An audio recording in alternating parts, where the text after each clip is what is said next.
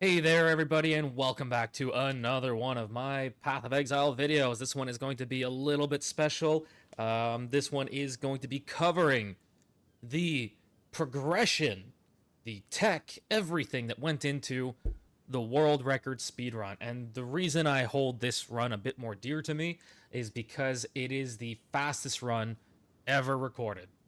And that means that we beat our own time from zero point 0.1, the time that we thought would never get beaten because door skips got fixed, a few other skips got fixed, tempo got nerfed. So we kind of thought that was it. There was no more like. I mean, obviously you could get the best run of your for your own league, but we thought that time would just never get beaten. So we beat it by about half a second. And later today or over this weekend, I will also be streaming more runs on Twitch and hopefully YouTube if I can get the multi stream to work. But yeah, we are going to try and get better. But at the minimum, the fact that we beat the best time ever from 0-1 and 0-2 at this point was pretty special to me because again, I thought it would just never get beaten. I really thought it would never get beaten, and we would just be posting, new times for every league. So this is going to be a video covering the progression in the build, the progression in strats. Not that strats have changed that much in the last two leagues, and then just watching over the 557 and the 553 run and really going into detail on what happened in those because I mean different rooms, different choices. So I figure it's good to cover both of those, and we'll also watch the 0-1 time. So I struggled a lot with the structure of this video, so I do actually have an interview, and that interview will, while I had originally intended it to be at the beginning of the run or the beginning of the video, I should say, will actually be at the end of the video. So if you want to listen to the interview with another Sekhemas speedrunner, so if you have never done a Sekhemas speedrun and you want to get more input from, what does it actually mean? How how different is my run versus other people doing this casually as well, and where they think and what they think about those runs, the world record runs, from a perspective of somebody that's actually tried to push times. So that interview will be at the end, and so I appreciate Zeno for that interview. So it ended up being a lot longer than I expected. I thought it was going to be a little bit more point form. So yep, feel free to watch at the end of the video for that interview. There's going to be if timestamps for the video. If I forget, just send me a comment on Discord or YouTube, and I will fix the timestamps for each of the portions.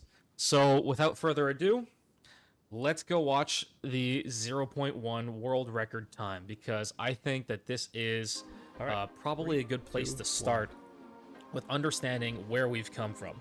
So this is from 0-1, and the reason I started pushing times more was that in 0-1 I had terrible luck mapping, so I kind of just decided I'll try Sekhemas. I wanted one big drop for my entire league. I just wanted one giga drop. So I decided to go for a last flame because I'm like, okay, well, you have all the posted rates that I had seen about last flame was that it was around 1 in 50 or 1 in 60 or something. And here's the first example of a door skip. So in 0-1, you were able to put Frostwall, or you could like move up to it and summon minions behind you, then blink through the wall. This got patched out, obviously, in 0-1. So at the end of 0-1, this got patched out. So this is one of the major skips that we were using. So obviously, when you can skip every single door, gauntlets are really fast. Just watch this. Just watch this. Look at that. Look at that. It's like 2 seconds. So this was one of the absolute major differences from 0-1 to 0-2, and then 0-2 to 0-3. Like you just can't do it anymore. So yeah, In 01, I just wanted one big drop for the league. I was getting kind of tired and saying like, okay, well, mapping is not really giving me anything, and this is going to be another thing I want to point out. Here we were able to jump from the sides. This is going to be something important when we watch 03 runs. We are able to jump from the sides here straight to the bridge. This cannot be done anymore. So this is another skip and like time save that was patched out in Sekhemas starting in 02. So just wanted to point that out.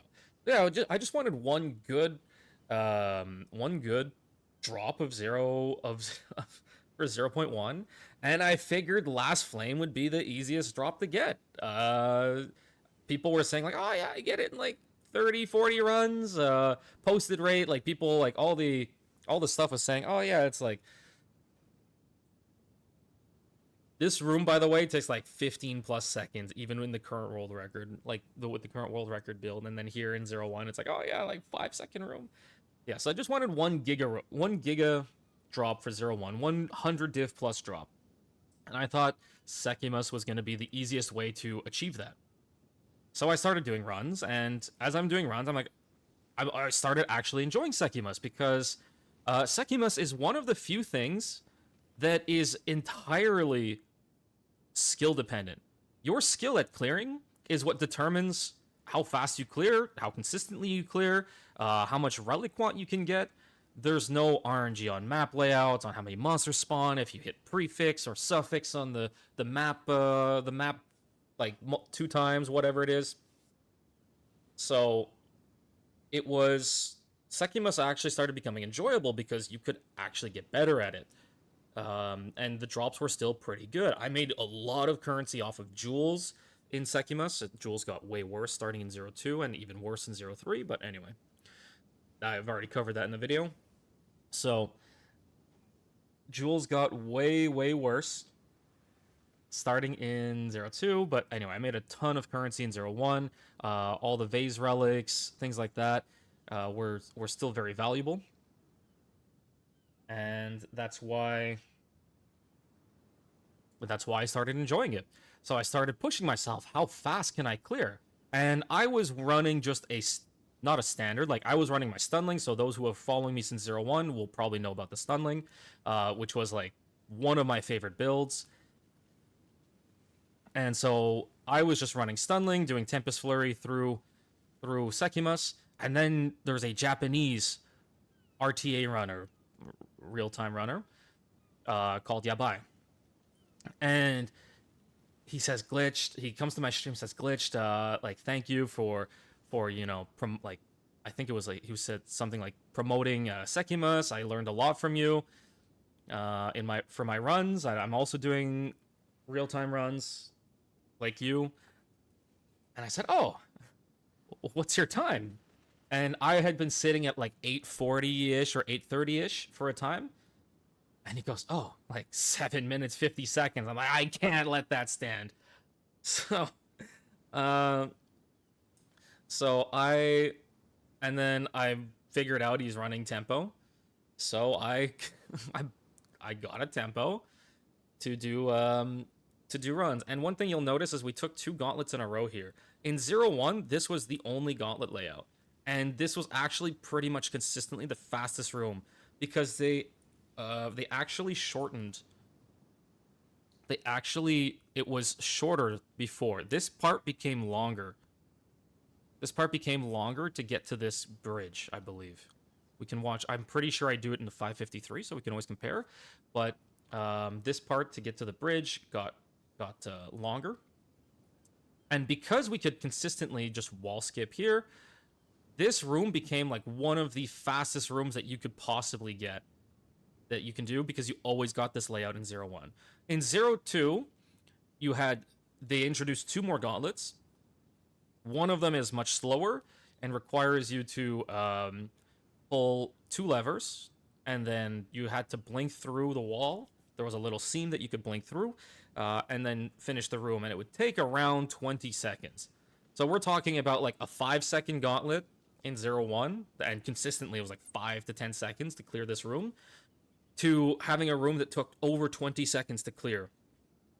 is a 1 out of 3 because you weren't guaranteed which one you got. The other gauntlet was also very fast too, so you know if you got this old layout or the good one of the new layouts, it was fine. But if you got the bad one, it was bad. It was a big time loss. So that's another thing that changed since 0-1, that made it a lot harder to run and push times in Sekhemas because you had just more RNG on top. Anyway, so yeah, Bai comes in with this I think it was like 7 minutes 50 seconds. Anyway, he was already ahead of me by like 30 plus seconds. So I said, okay, I can't let this stand. We go back and forth for a little bit in 0-1. The thing is, I didn't make a dedicated auto bomber in 0-1, and that's where I kind of regret it, is that this is not an auto bomber. This is just my stunling with a tempo on it and cast speed rings. And yeah, so I had posted, so I had kept pushing times, pushing times, pushing times until until I got to the sub 7 mark, and I was pretty hyped about that. But I got better rings, I got better, I just improved and min-maxed my build a lot more, and we kept pushing times, and everyone was like, "Glitch, go for the sub 6," and I. You know, instead of even caring about last flame at that point, I just said, "All right, I want to go for the sub 6." So, yep, that's what we did. We went for the sub 6, and here it is. 553.92. This was up until 0.3, until I posted the 557. This was the only sub 6 time ever recorded. So this was like just maybe a week before the end of league, or 2 weeks or something. And we that's it. That was it. I peaked for the league. I never got the last flame. That's where this came from. Don't forget, you're here forever with Zarok and some last flames for the frame. So we never got the last flame in 0-1, but I started enjoying Sekhemas a lot. I just focused on Sekhemas, and yeah, that's how I started pushing times. So I had a lot of experience in 0-1 from both moving with Tempest Flurries to avoid obstacles, things like that, because Tempest Flurry gets cut on everything. Same with Whirling Slash, same with Bone Shatter, which I've also both used in Sekhemas speedruns. And so I had a lot of experience there with just navigating Sekhemas and improving the pathing and just getting lineups. So you'll probably notice in the floor 4 gauntlets. So after I blink through the wall, you'll notice I blink into a very specific angle into this staircase and then blink straight up, and it like lines me up with the door. Here I had pressed right 1 frame too early. I needed to blink 1 more time and then I could start pressing right. But that's basically it. So one of the things that I'm going to be talking about, especially in the breakdown of the big run, is those lineups. It's something that's come up. I know a lot of people have tried to speedrun Sekhemas, and they always come back and say, "Glitched, how do I just avoid these walls and things like that?" This is it.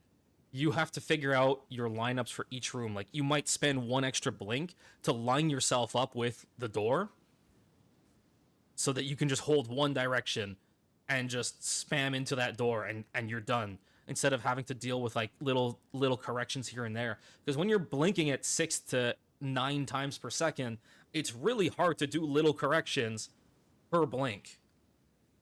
So this is my biggest this is one of the biggest recommendations, is figure out these lineups. And I'll talk about one that I do in the 553.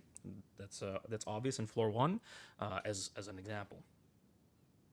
So yeah, this was the time in 0-1. This is where it all started. It's 0-1, trying to just chase for 1 big drop, and we ended up spending over 600 runs by the end, and never got the last flame. So the joke had started becoming like, he's gonna do more runs than time on the timer for his world record, and it ended up being true. We did like 600 plus runs, and that's only the ones I counted too. So I have a whole spreadsheet with hundreds of runs counted, all the drops, everything. Those are just the runs that we counted. I probably earlier in the league, like between January and February, I wasn't counting. So there was I estimate that we probably finished 700 runs in 0-1. Never got the last flame. So that covers the beginning. The backstory. So one thing that I did see is that after the league ended, I did see somebody else post a speedrun of Sekhemas in 6 minutes 50 seconds, and they had a Giga auto bomber, like a mirror plus tier auto bomber, and they were moving so fast. If I had his build, I would have been sub 5 minutes probably. But anyway, can't go back in time. It is what it is. Now, what happened in 03? So 02, we used Whirling Slash. And there was a lot, actually, it probably, just for fun, let me pull up the 02 world record. And just to show you what it meant in 02, this is all the swapping that was needed. So in 02, there was a lot more gear maxing in this is floor 2. Get to the floor 2 boss here. So this is the first part, is that we get to the floor 2 boss. We're running Whirling Slash. And again, we get stuck on everything. I got stuck right there. So to get one of the skips they fixed in 02 is that the floor 1 blink skip for room 5 gauntlet went from level 18 to 24 level of blink required. So we actually start the run by with a wand and a shield, the cooldown recovery shield, so that we can do the floor 1, room 3, and room 5 skips more consistently.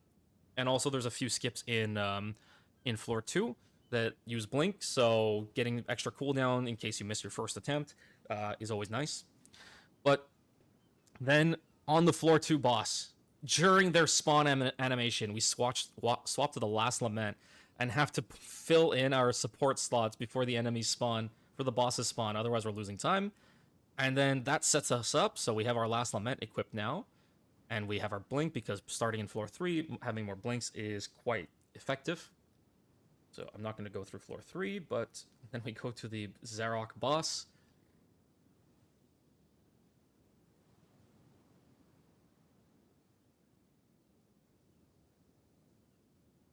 Then we go to Zarok. Oh, there's still room or 2.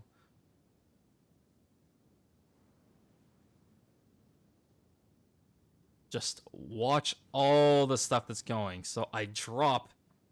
Keep in mind, we actually had 10 skills equipped. So here we drop the banner. Then I weapon swap to Last Lament. Swap the tabula. Swap the helmet for the deepest tower. Turn off blink for blasphemy to get more damage here. And I actually forgot to swap the jewelry. I was like so like pumped.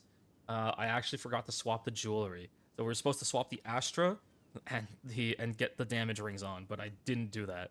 So there was a lot of gear maxing going on, but boom, we did it. Insta killed for a 756, the only sub 8 posted in 02. But yeah, just to show like some of the different strats that have happened over the leagues. In terms of gears and how gear is being managed through the run, because that's going to be important for 03. Anyway, start of 03. I get loaned. I had actually started with Bone Shatter, and the reason I moved away from Bone Shatter is because Bone Shatter just, as you get closer to enemies, will just target enemies and just force you to Bone Shatter into the enemies, and it became really annoying. So even with like Giga Maxed Bone Shatter builds, I mean, I was doing it week 1, my gear was not that good. But even with accuracy stack Bone Shatter builds, like we were just slamming into enemies and constantly getting pushed off track to attack enemies. So I had bought a tempo early in the league, as most people know. I bought it, I think, week 1. And I was buying Zeri's Acuity plus 3 Blink Prism of Belief. I bought it was like 60 divs for the tempo, 4 divs for the Zeri's Acuity, 8 divs for the Prism of Belief. Then I got loaned a wand. And focus. So this wand had plus 4 all spell, 3 sockets, triple gain as. It wasn't ideal, like the mods weren't, the tiers weren't that high either, and it was a bone wand. But this just goes to show the gearing. So the reason I posted a 9-minute, so we had done sub 10 with Bone Shatter, but I really wanted to push with tempo. So but the thing is, Mizu on the Discord, another person that was speedrunning this league, Mizu, who kept posting and trying to one up my times. So every while I was still trying to gear this character, he kept posting like, "Oh, I just beat your time. I just beat your time." So, yeah, I was doing like incremental, like not great runs, but just enough to beat his time to still reclaim world record. And yeah, so you can see that the blink here is not very fast. The cast speed on the focus and the wand are not good at all. I think I was borrowing an amulet too. I can't remember if I was borrowing it or not. And the blink cooldown was pretty high still because the tempo here was a 1.97 with triple socket. So we couldn't push the cast speed and cooldown that hard. But yeah, we were still able with this setup to push for a sub 8 minute. So it's the same. This is exactly the same build.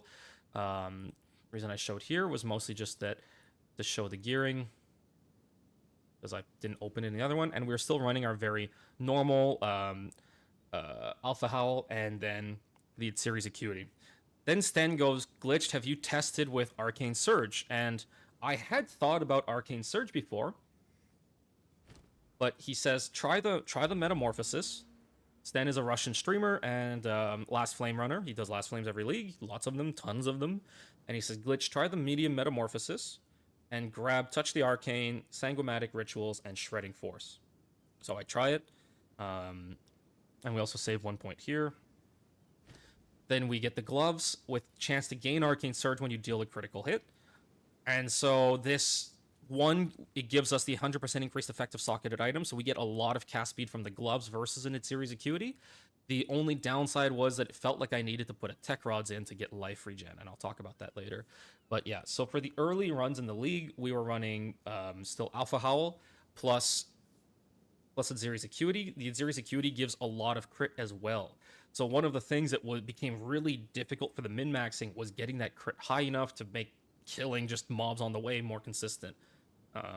And because Series Acuity is like, this is a 49% crit, triple socket, and then here we just drop. We effectively just lose 49% crit chance for some crit damage bonus. So yeah, the early runs in the speedrunning for this league were done with this setup effectively. Eventually I did swap out the wand, but I was still using its Series Acuity and the Alpha Howl for a good portion of time. And including like the 751. The tree was also a little bit different for these runs. But then we started, we fixed the wand, we fixed the focus, we fixed different parts of the tree. And we push for the 614. Now you can see we are blinking much faster. Much faster. So this is the 614. This is where we started to believe. He's beginning to believe.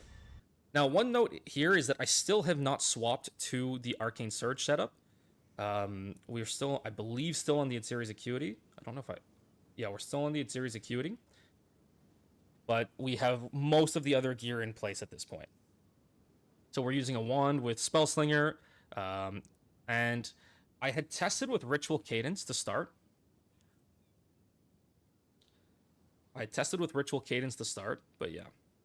So we're using Spellslinger with Comet to kill rares in Chalice rooms. And you can see we're still moving very fast. And so it's a big difference from the 7-minute-ish runs into these runs. So yep, this is post like Wandcraft and fixed a few things. And this is where I said, I can go faster and I can beat the 0.1 time. I can do it this league. And that's where we really, really, really got to min-maxing. So this is the 6-minute, 14-second run that was posted, maybe a week before the sub 6. And you can see that it looks very similar. And if you put them side by side, most people probably won't even realize that there's something different in the build or that there's really that much difference in the anything really. So there you saw the Spellslinger drop the Comet. The only thing is, since we were using Ritual Cadence, we didn't really get to choose when the follow-up comets would drop, and they would drop on the same location.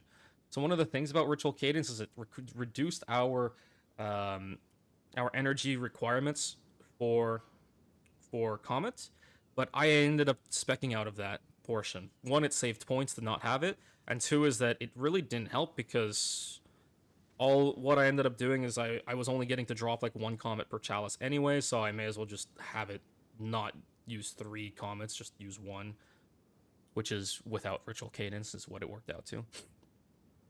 So yeah, those are some of the differences. But yeah.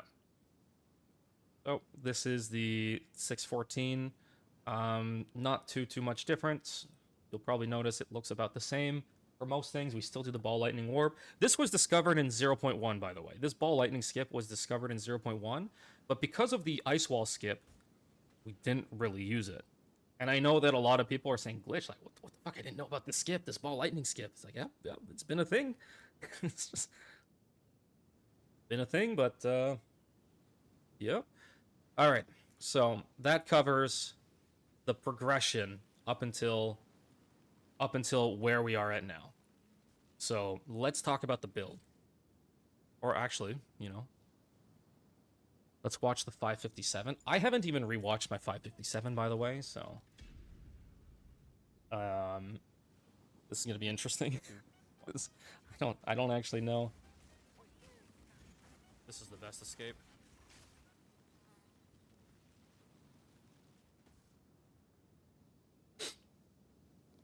So this is where I start changing and using.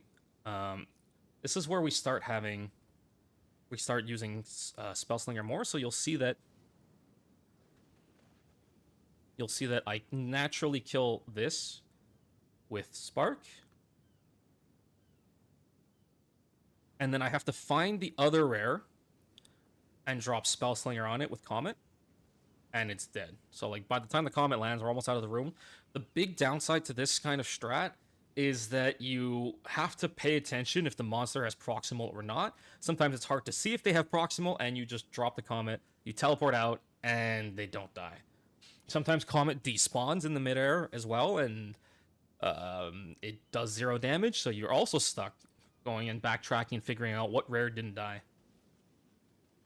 But overall, yep, so it's the same Comet strat, but now we have the Arcane Surge, so now we have Arcane Surge, and we are casting on regular intervals to keep Arcane Surge up more often.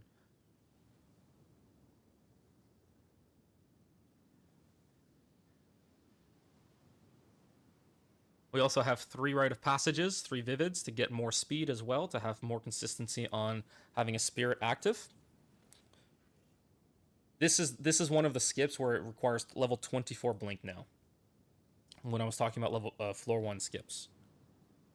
Realistically, when you don't have tempo, that skip is not even worth attempting. You just go around. But on floor 5, you require it. So yeah, this is what the 557 looked like. And this 557 was posted the same day as the 553, by the way. They were like 4 or 5 runs apart or something. We did it in the same night. So, yeah. I think you get the idea of what's happening. So, did you notice what's different in terms of from the 614 to this, besides just maybe blinking a little bit faster? So, yeah.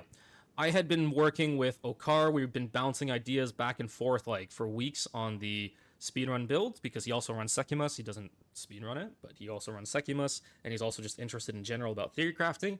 So it's always fun to bounce ideas back and forth with him in Discord. And we ended up having some wild ideas. So let's go. I think this is enough of this run, but let's go and talk about what the build is now. So again, we talked to Sten. Sten said, try the gloves. So again, it was hard to work them in because the crit chance became problematic. And it was a question of how often can we keep Arcane Surge up? How often can we keep Arcane Surge up? And that's where we had the bright idea. Why don't we use 2 wands? That's right. This is something that probably nobody watching the speedrun actually realize is that we are using 2 different spell slingers in the world record run. But a man's gotta drive that thing. What are you trying to do? Kill him or something? Depending on what room I'm entering, I swap to certain spell slingers, and even mid-room, I will swap to have charges on both up. One of them has Spark, my first set has Spark, with the goal being to cast Spark as I go along through the room, so casting them on all the packs, so that we can build up Arcane Surge. So we crit, hit them, build up Arcane Surge, and that's how we are sustaining our Arcane Surge. So yeah, that is what is happening in the run. But one of the things I then found was that, oh my god, life management is a pain, is a mega pain in the ass. So I ended up speccing into Undying Hate. So what ended up happening is really that we would have to keep in mind we're blinking at up to 9 times per second. We have to target monsters, so we have to remember, like, I have to remember where the monster packs are so I can cast Spark as I'm passing over them. I have to remember all my own pathing, and I have to be swapping back and forth between weapon sets. So, and I was trying without the tech rods, and I was going like, fuck this. Dude, I was like, because if you don't leech enough, you're just not going to have life. So, I ended up giving up and putting the tech rods in so that I could actually get life recovery back, because it became too much to handle. There was just too much to handle for one person blinking at 9 times a second with so many different factors that I have to be paying attention to, that I just put the tech rods in and to get the life recovery and not have to deal with that. So yeah, that's one of the things too. Bella on stream also mentioned glitched. Why aren't you using Sanguine Tides? I had originally been speccing into Crimson Power to get more life, even though it's not too much life from the tempo. I had still been using the Crimson Power to get more life, because life is how we're casting. So if we don't have enough life and we're not leeching enough, then what ends up happening is that you're not recovering enough from Zarok to and stuff to cover your costs. So I had been doing that, and then I forgot to put it on. Come check out what came in for you. I had also purchased an instant leech Heart of the Well. But I think for the 557, I still used this one. But I did purchase an instant leech Heart of the Well to try as well. But I ended up, yeah, like I said, I ended up sticking with this Heart of the Well. Mostly because more damage. More damage is good. And that's why I still have the Olroth's Resolve, so that I can, if I'm missing HP on a boss, like, I know to proc the Frost Wall, then pop Olroth's Resolve while I'm killing the boss, things like that. So the other thing is, so Bella comes in and goes, Sanguine Tides, like, why aren't you using this? You can use Wastegate to get a second life flask. I said, I know about the second life flask. I thought it disabled it and was not usable if you didn't have the Wastegate on. Like, you couldn't. What ended up happening in 02 is that if you put Wastegate and you had a second flask in, you could use it, but then it would never recover charges. And that was one of the big gates, is that, so that's why I didn't bother. But he says, no, it works. I'm like, you sure? I try it, and sure enough, it works. So with Sanguine Tides and 2 life flask, we just get a ton more value for Sanguine Tides and improve our DPS even more. So that was one of the optimizations that was made from the 614 to getting the sub 6. So we talked about the Arcane Surge. We talked about the Sanguine Tides. Then obviously the helmet. So I was saying, look, Trinity adds damage, Blasphemy adds survivability, but do we really need those 2 things? Like, at this point, our cooldown is good enough, our damage is decent. Do we really need, and like, if I path properly and kill stuff fast enough, I don't need Blasphemy. Do we really need Alpha Howl? I said, well, if I'm not going to go Alpha Hall, I may as well just go Thrill Steel. And I got an exceptional 28 Spirit Thrill Steel, and you can see I have 1 Spirit left over. So I got an exceptional 28 Spirit Thrill Steel, 2 sockets, I have life. I just shoved life in all the non-important slots to help keep our life pool up and make it easier to cast stuff. So, yeah, I switched to Thrill Steel. This is where a big part of the speed increase came from, because this is a 20% increased skill speed, which is effectively cast speed. And we just always have it now. It's just a permanent buff. So in the 614, we were running with buffs 7.11 casts per second. With our current setup, Blink is at 6.58 casts per second. We are, without any buffs up right now, we are moving at 6.58 casts per second. And then I said, well, look, we've got some spirit left over. Like I bought 1 spirit. We got some spirit left over, and I was talking with Okar, and we had played with the idea of using charge regulation early in the league. And he brought it back up. He's like, well, can you fit in charge reg? I'm like, well, how do I get the frenzy charges? So we were coming up with ideas to get frenzy charge. I'm like, fuck, it was right in front of us. We could still use Siphon Elements for the getting the Cold Remnants, and we're using Embitter, so we mostly freeze.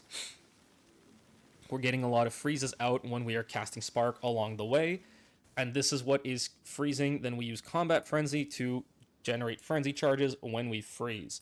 Then the add-on to this too is that there's a little min-max that probably people thought I was using just for Spirit, but using the From Nothing with Walker of the Wilds, we're able to, again, save a bunch of points instead of pathing all the way through here.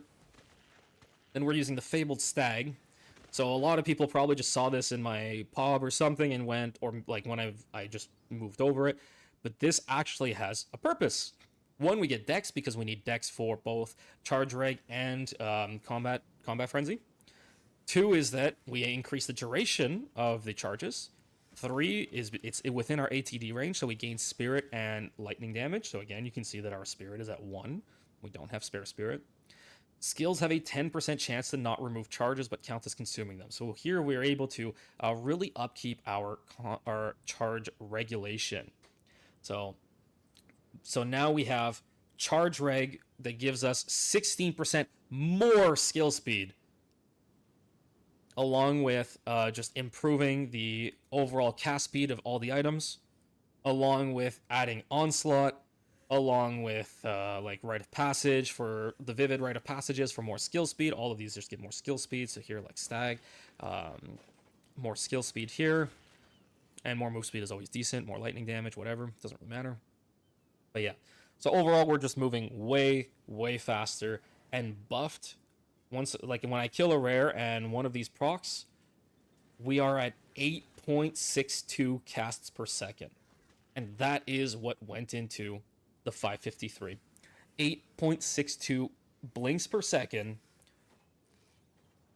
of movement. And remember, I am weapon swapping wands to sustain charges, spellslinger charges on both wands, having to keep track of where monster packs are, both for rituals, chalices, and just in general on the escape rooms and gauntlets to proc Arcane Surge. We are not only dealing with 8.62 blinks per second, but remember, the cast speed is fluctuating. So sometimes it could be as low as 6.58, sometimes as high as 8.62, and many steps in between, dependent on whether I have a Rite of Passage up, dependent on whether I have Charge Reg buff up, dependent on whether I have Arcane Surge up. So it's not even just that I am blinking at a consistent speed and can build that muscle memory of, oh, I just hold WASD in like whatever direction I need to go.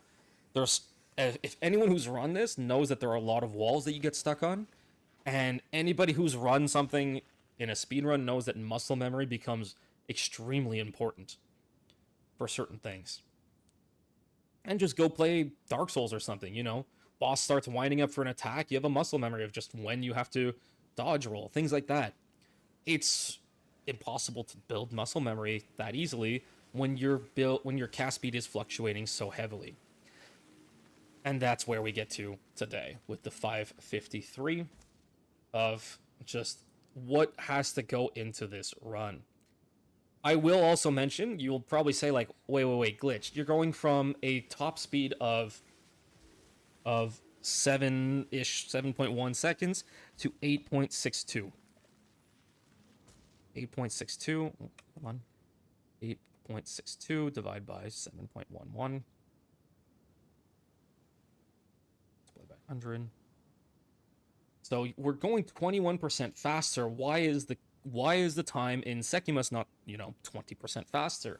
And the reason for that is that we honestly have pretty much at the 614 reached the point where your character is going mostly fast enough that luck on rooms and just less mistakes matters more than the speed of the character, and we'll talk about that as we watch the 553. And so this is going to be, remember that I'm going to be playing this back in slow-mo. So this is going to be a deep dive into the 553, all the rooms, things like that. If you really want to watch if you really want to watch the 557, I will link that in the description. So you can go watch the 557 and decide for yourself. And maybe pick up tips for certain rooms that you don't see in the 553, things like that. So what goes into the speedrun? So we get to see, you reset until you don't have an hourglass to start.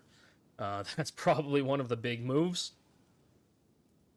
And again, remember I say lineups. So this is already one of the big points, is that we blink twice to the right, down right once, blink to the right, and line yourself up to blink across this gap and into the lever.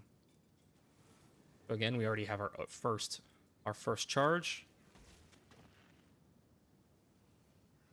And again, I blink too far. So here we have 1 gigabad ritual already. This versus a good ritual is like something like an 8-second time loss. So again, this is what I mean by luck, is that we're already losing time. There's RNG on where this pillar spawns. There's like 3 different layouts. Sometimes you don't even get a pillar. And it seemed to have just blocked, like I had just been in the wrong spot and got blocked on the blink. So I had to walk down to cast, unfortunately. So yeah, this versus a good ritual is about an 7-8 second time loss. So remember, one thing that a lot of other people don't seem to know, even though I mentioned it in my speedrun guide, which I will also link down in the description. If you haven't watched it, the speedrun guide does cover a lot of tech and considerations. So even if you're not speedrunning, it's still good to know if you are farming Sekhemas. You can probably shave several minutes off your times just using some of the tips and tricks. But in general, one of the big things, gauntlets are seeded based on the room number. This is floor 1. This is room 3. This gauntlet is always going to be the same gauntlet. This is why I am selecting this gauntlet, because it is fast. And then one of the other things, obviously, this has more options. So there's a gauntlet here, there's a gauntlet here. This gauntlet only leads to 1 room. This gauntlet leads to 3 rooms. On the flip side, if I had taken the above, I have 2 options after it, versus each of these being forced into the same. So, different things. Depends on how you're gambling and doing things. So again, lineups, you're going to see that I stop and do a little bit of a walk to the right, so I line myself up with blinks into this lever. This skip has been known since 0-1. It just blinked past the side of the gate. I got stuck on something there, like a rock. Room 4 gauntlet is really bad, so if we get that, we reset, but we luckily got a chalice run. Chalice rooms are very fast on floor 1. They're a little bit slower than a good ritual, but faster than a bad ritual, which on the room 2, we got a bad ritual. Here we get an escape. The ideal room is a gauntlet room. Escape is much slower than the gauntlet room, so we lose like 5 seconds here versus getting a good gauntlet. And this is one of the important things to note. Watch this lineup. This blink to the left was intentional to line myself up with the door. To line myself up with the door.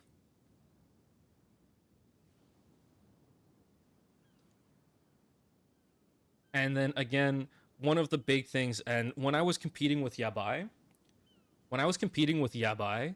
in 01, one of the big things he said is glitched. Your room choices are just too fast.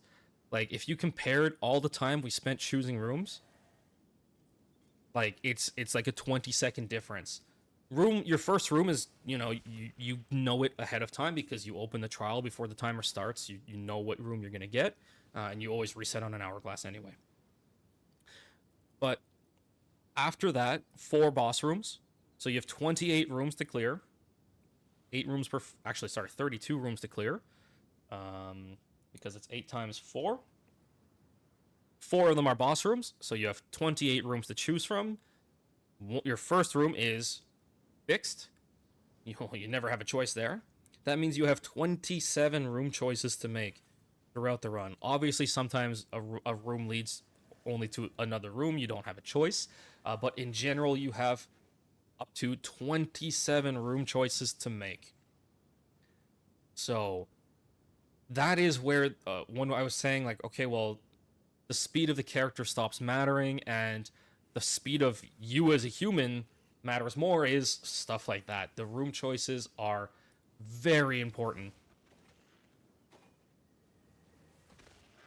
And even stuff like this.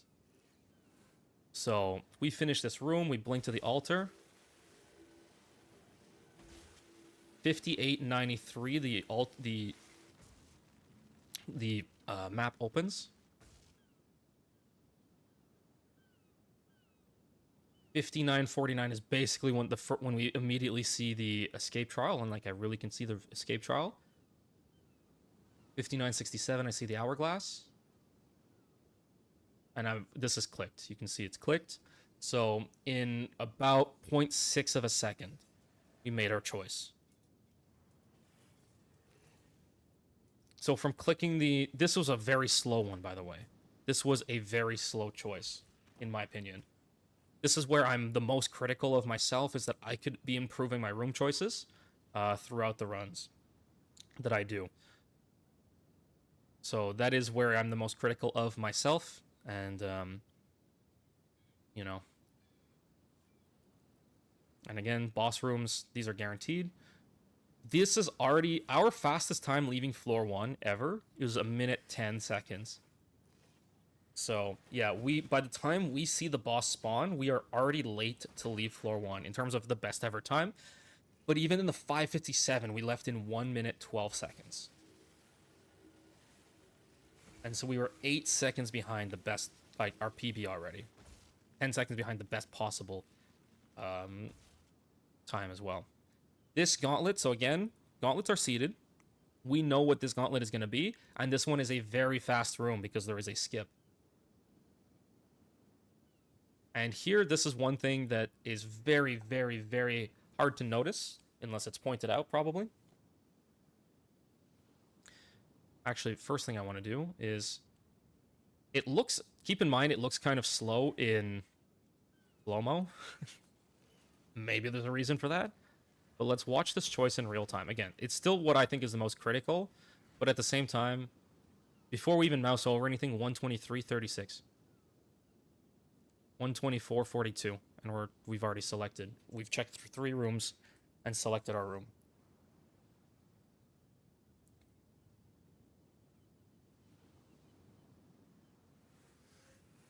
This is one of the things, if you want to improve your times in Sekhemas in general, you're going to have to speed up your room choices as well.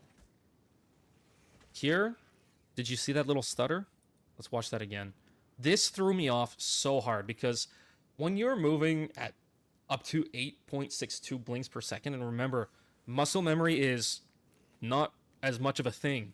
Like, I know where I have to path around, but the muscle memory is not consistent. So we blink into this door, and remember, because there's no muscle memory, I have to be very much ahead of my character. I have to know, like, okay, well, after this blink, I'm gonna be here, and then my next blink, I'm gonna be here. Is like what I'm thinking. Watch this little stutter. Oh, did you see that? This threw me off big time. Look at that little lag stutter. The server did not recognize that the door was open yet when I basically passed through the gate. And so it placed me back in basically in front of the door. This threw me off really bad for this room. You have no idea. And then like I missed my lineup here on this wall.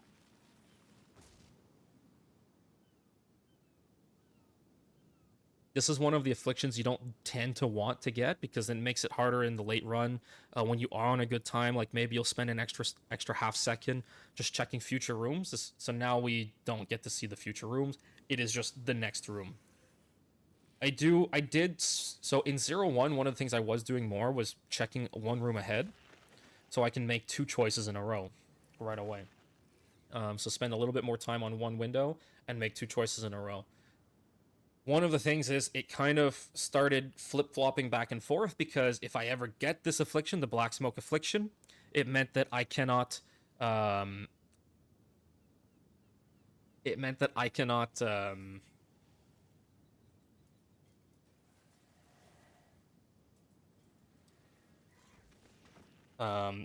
that anymore. I can't look 2 rooms ahead and determine ahead, so it ended up being I still needed to just be really good at picking 1 room ahead and then also having to start dealing with picking 2 rooms ahead, and I just ended up more focusing on just picking 1 room ahead. That's me personally. There probably is benefits to doing both, but because of that affliction, I just didn't do as much picking 2 rooms ahead situation. And you'll see the lineups there mattered a lot. Here is where you'll see the difference in 0-1 versus 0-3 on the exit from this room. I had blinked 1 too many times and I hit this wall. First of all, I'm holding W. You cannot blink through to here. So I showed you in the 0-1 time, this would be easy. You just blink straight up, you get into this bridge and you're out. This doesn't work anymore. The second thing is, for some reason, these pots and pans here and these pots and pans here are solid walls, like just infinite height walls, so you cannot blink over them.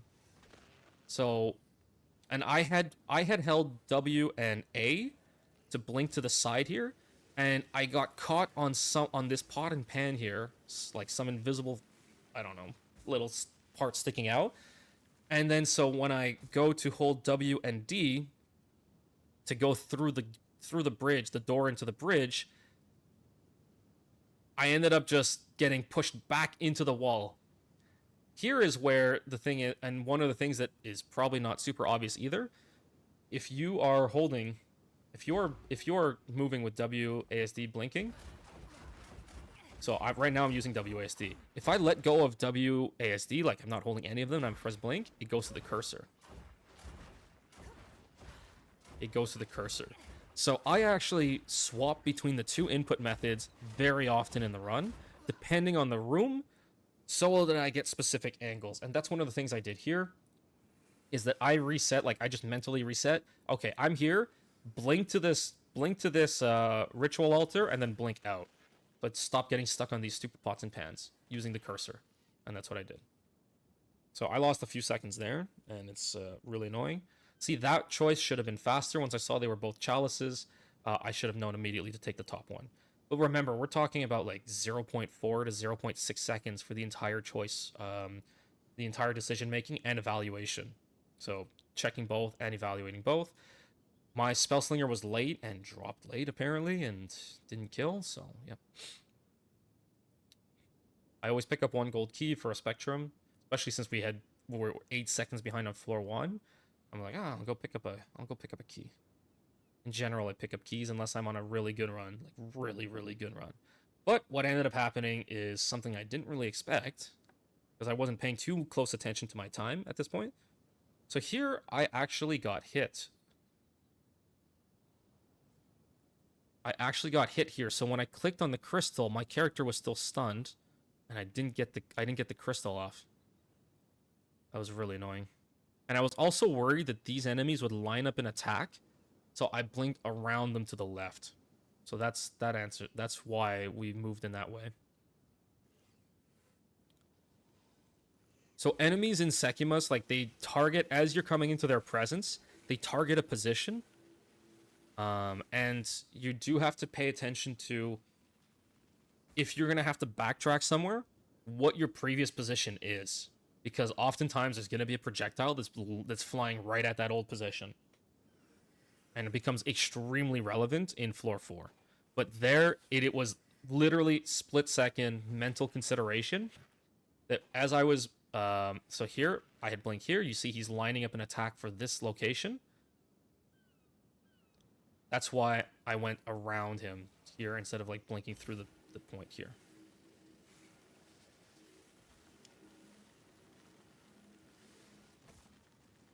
And we're at the boss. And this is where, like, wait a second. Isn't this a really fast run? 301 floor 2 was my on the PB, and we are killing the boss. The boss is going to spawn at about 242.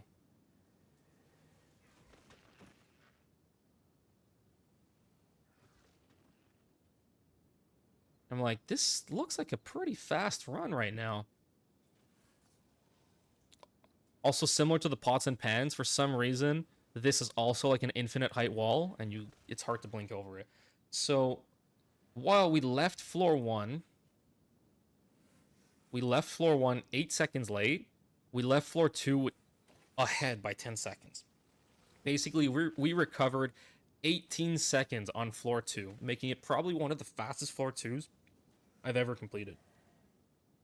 So a minute 31 to clear the entirety of floor 2. Here, this is unfortunate. What I found with rituals is that the later in the floor you are, the more likely you are to get a lucky ritual, a 1 altar. However, on floor 3, for whatever reason, it is quite common that the room 1 ritual spawns a lucky ritual. It is very common that happens. The gauntlet is the most consistent room to get. If you get a gauntlet, just take it 100% of the time. But without a gauntlet, rituals are actually quite good in general for floor 3, especially room 1, because for some reason it's very common that you get a lucky ritual. We got really unlucky here, so this is a second gigabad ritual. So we had 1 on floor 1, 1 on floor 3 now. And this is like, this room versus a giga ritual on, like, a really good ritual, a lucky ritual on floor 3, is literally like 13-second time loss or something, like 13-second time loss. This is a really slow room.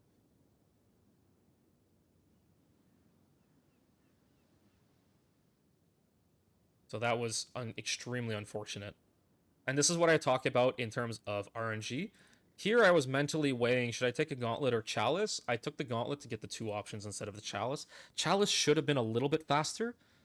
And here you're going to see I'm actually moving with the cursor. This is one of the big, not a big mistake, but one of the things to consider was, I hate this. From where your character spawns, there's a pillar directly ahead of your character. So if you blink holding W, you run into this pillar. It's so frustrating. It is so frustrating. You have no idea. So, yep, I run into this pillar and have to blink around it. So again, we try and line ourselves up with this wall to blink through the gap here. But I missed, apparently. And then we have to use the cursor. Here, like, I tried blinking onto the pad, and I missed. And then I stopped and just, slow walked it over. Here, we're moving with the cursor. Here, we're moving with the cursor.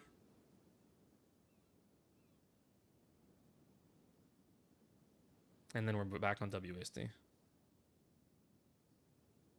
This was a pure gamble, so there's only one option after the ritual.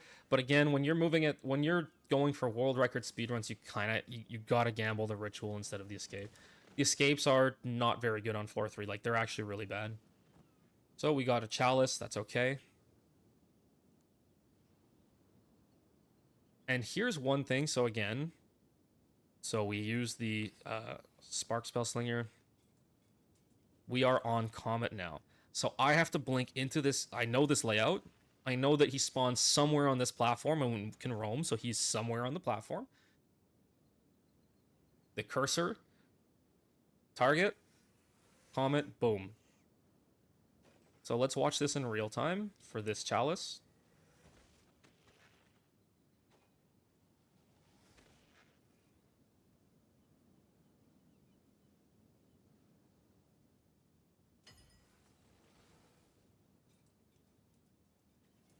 Yep.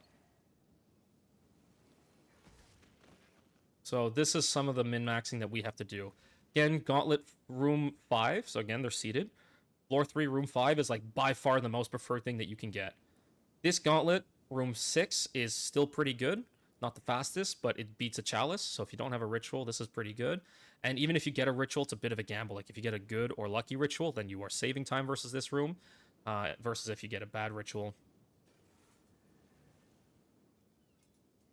This one, unfortunately, I didn't line myself up properly, so it was a little bit slow there at the end of the room, but it was still like a decent room. Then Gauntlet versus Ritual, again, same thing.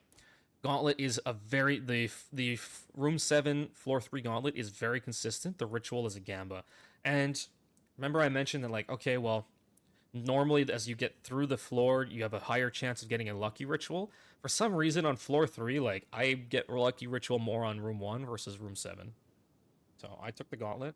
I've mostly had bad experiences with room 7 ritual. And the Gauntlet is extremely consistent. So, like, from entering, okay, our first blink was at like 4 minutes on the dot. Walk over. I misaligned myself there. But we're hitting the altar in 6 seconds, which is pretty good. So it's only like 3 seconds time loss versus a good, like a very lucky ritual, and probably a little bit faster than a good ritual. So, you know, I'll take that consistency any day.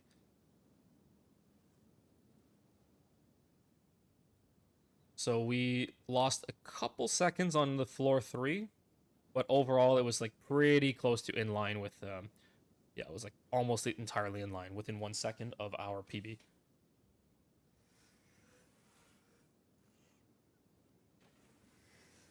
Here, mentally, I saw 3 chalices and I was evaluating the afflictions. Okay, so I saw minion, no armor, realistically would have been the best choice, and the reason I didn't take it is because I was evaluating the path as well. Each of these had 2, each of these had an affliction, so I had to evaluate more than just having two outs plus what affliction they had. All of these were the same room, and what ended up in my mind, like why it delayed, is because I said, okay, well the no armor is better. The no armor is better, but look at where it paths. I have 2 outs, right? So I have 2 options, but so does every other option. But then both of those options are forced into the same room. Meanwhile, here, I have 2 outs, and each of these 2 outs has 2 outs. And that's why I ended up on the bottom path. So it took a little bit longer for that decision because it was a bit deeper thought. Also, this guy just is really annoying. He tends to have this weird whip attack that no matter where you're standing with respect to him, if you're within a certain like radius of him, he hits you with it. The visuals look like it's missing you, and then you just die.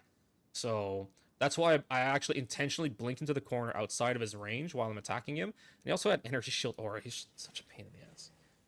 A little unlucky on that one. And this one, my weapon swap did not go off properly, so I was not actually on my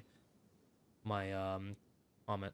Here we're talking about lineup, so again, I line myself up here so I can blink into this corner, which lines us up perfectly with blinking across this gap. And I overblink there a little bit, but yeah. Obviously, you can't take the hourglass. And here we get another bad ritual.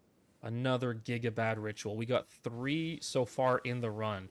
Remember, each time we get one of these, we're talking about like 5 to 10 second time loss versus a better room.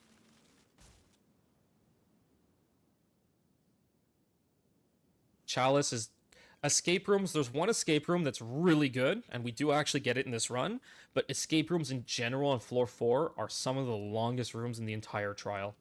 even in last league with my speedrun character, like I was timing it, and one of the escape rooms is so bad it took my character 30 seconds to clear it in 02.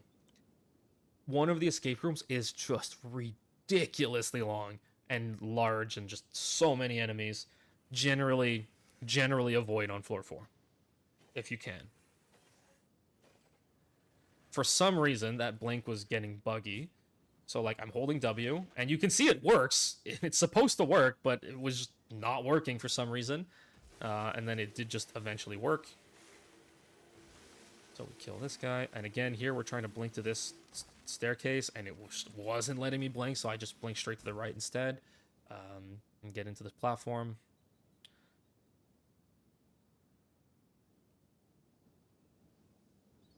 And again, we're trying to line ourselves with the door. I missed.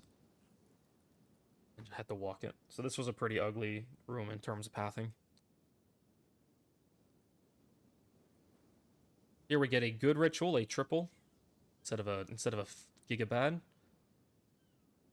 You can see just how much faster that is versus the gigabad that we had before.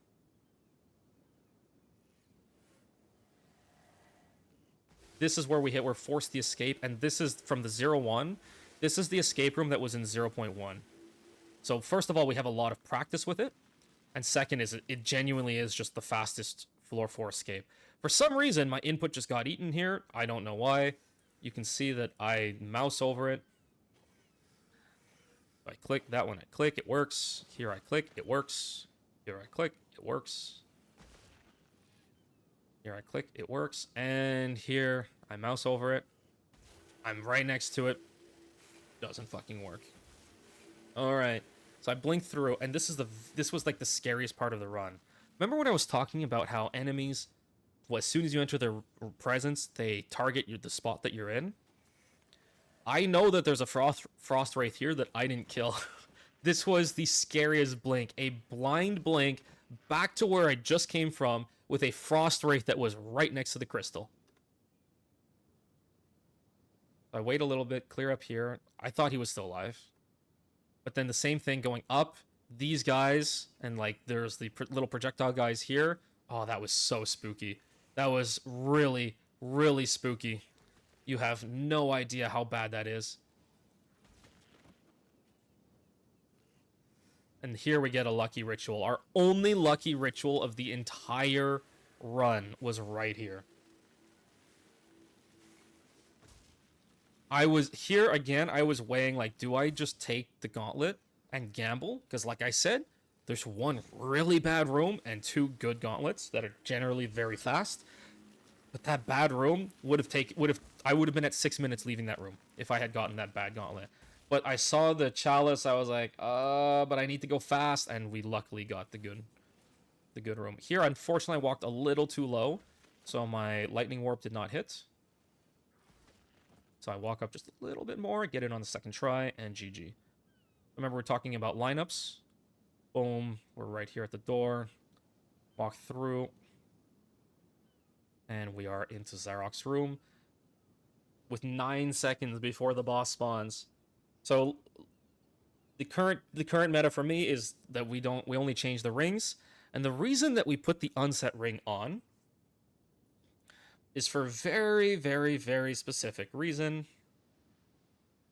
Is that Frostbomb. Frostbomb is in my last slot, so without the unset ring, I can't cast it. But you can leave it here, and then you put the unset ring on, and now you can cast it. So it's the only reason for the unset ring. So instead of dealing with weapons like ring swaps or moving skill gems up and down, this is one thing that you can do. The other thing is, obviously, if you want to just mirror your Giga Damage Grip of Kulamak, then what you could do is instead go like this, and then move this to your inventory, and now you have Frostbomb. So there's 2 options that you can do here.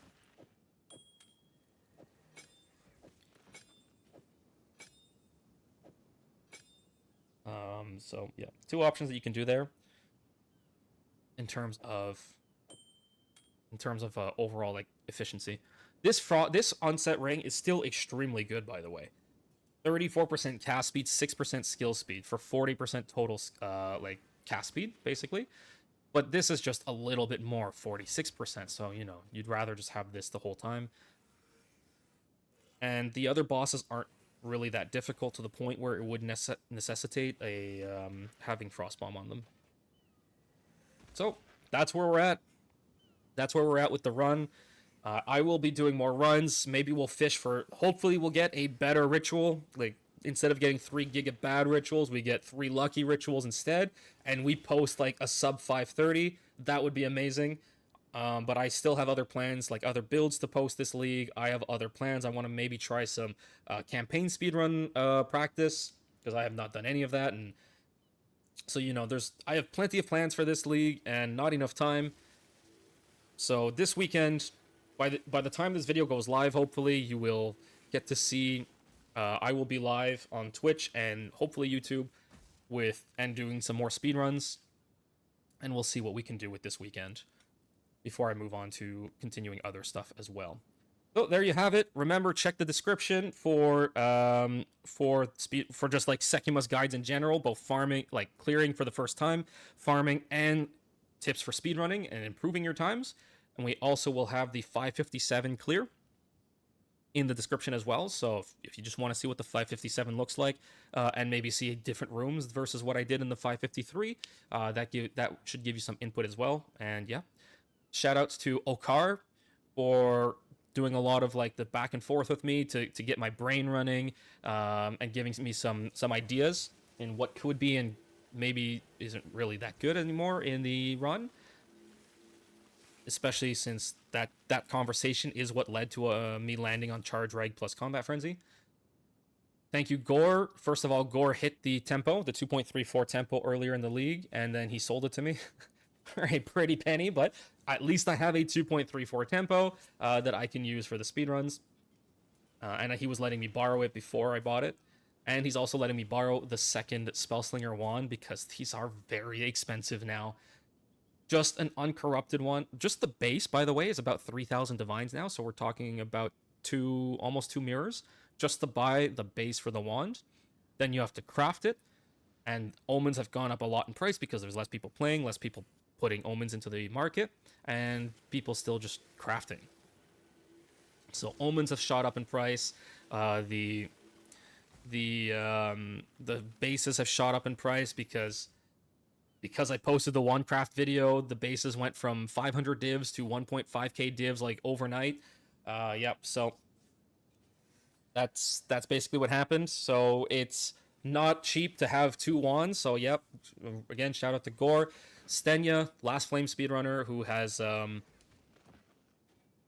Last Flame speedrunner who gave me the tips about the Arcane Surge and to think about for this, which ended up being included in the sub 6-minute runs once I figured it out and got it clean, because one of the things was the crit chance as well. That was more difficult to get because you can't really run without that crit chance. But now, even without the Adzeries, we are at 99.3% crit chance, which is amazing. So we have the crit chance here to support the rare gloves with Arcane Surge. And this gets us more cast speed as well because of the 100% increased effective socketed items. So again, that was Stenya that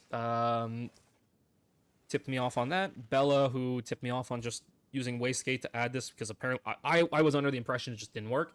But it works. So, yep, we were able to get even more damage using Sanguine Tides versus before. And then there's also going to be, following this little blurb, there's going to be an interview with Zeno, who was kind enough to, he posted on Reddit. I contacted, that he was doing some runs. He said he knew me. I said, oh, shoot, let me see if he's interested in interview, because fortunately and unfortunately, there are speedrunners in other parts of the world that I chat with, but we always have to go through text and translate. So it was good to have somebody that was just native English speaking, or at least fluent English speaking, to just have that conversation with, and who has tried speedruns. So that interview will be following all of this. Just, stay tuned. It is a pretty lengthy interview, a lot longer than I expected it to be, but hopefully you enjoy it. And then thank you everybody for supporting. Yep. And just being there and vibing with me on the runs while we're getting these world records. So hope to see you this weekend, and hope to see you in future videos and streams. Thanks for watching. Hope you enjoyed, and I'll see you next time. Peace. Okay.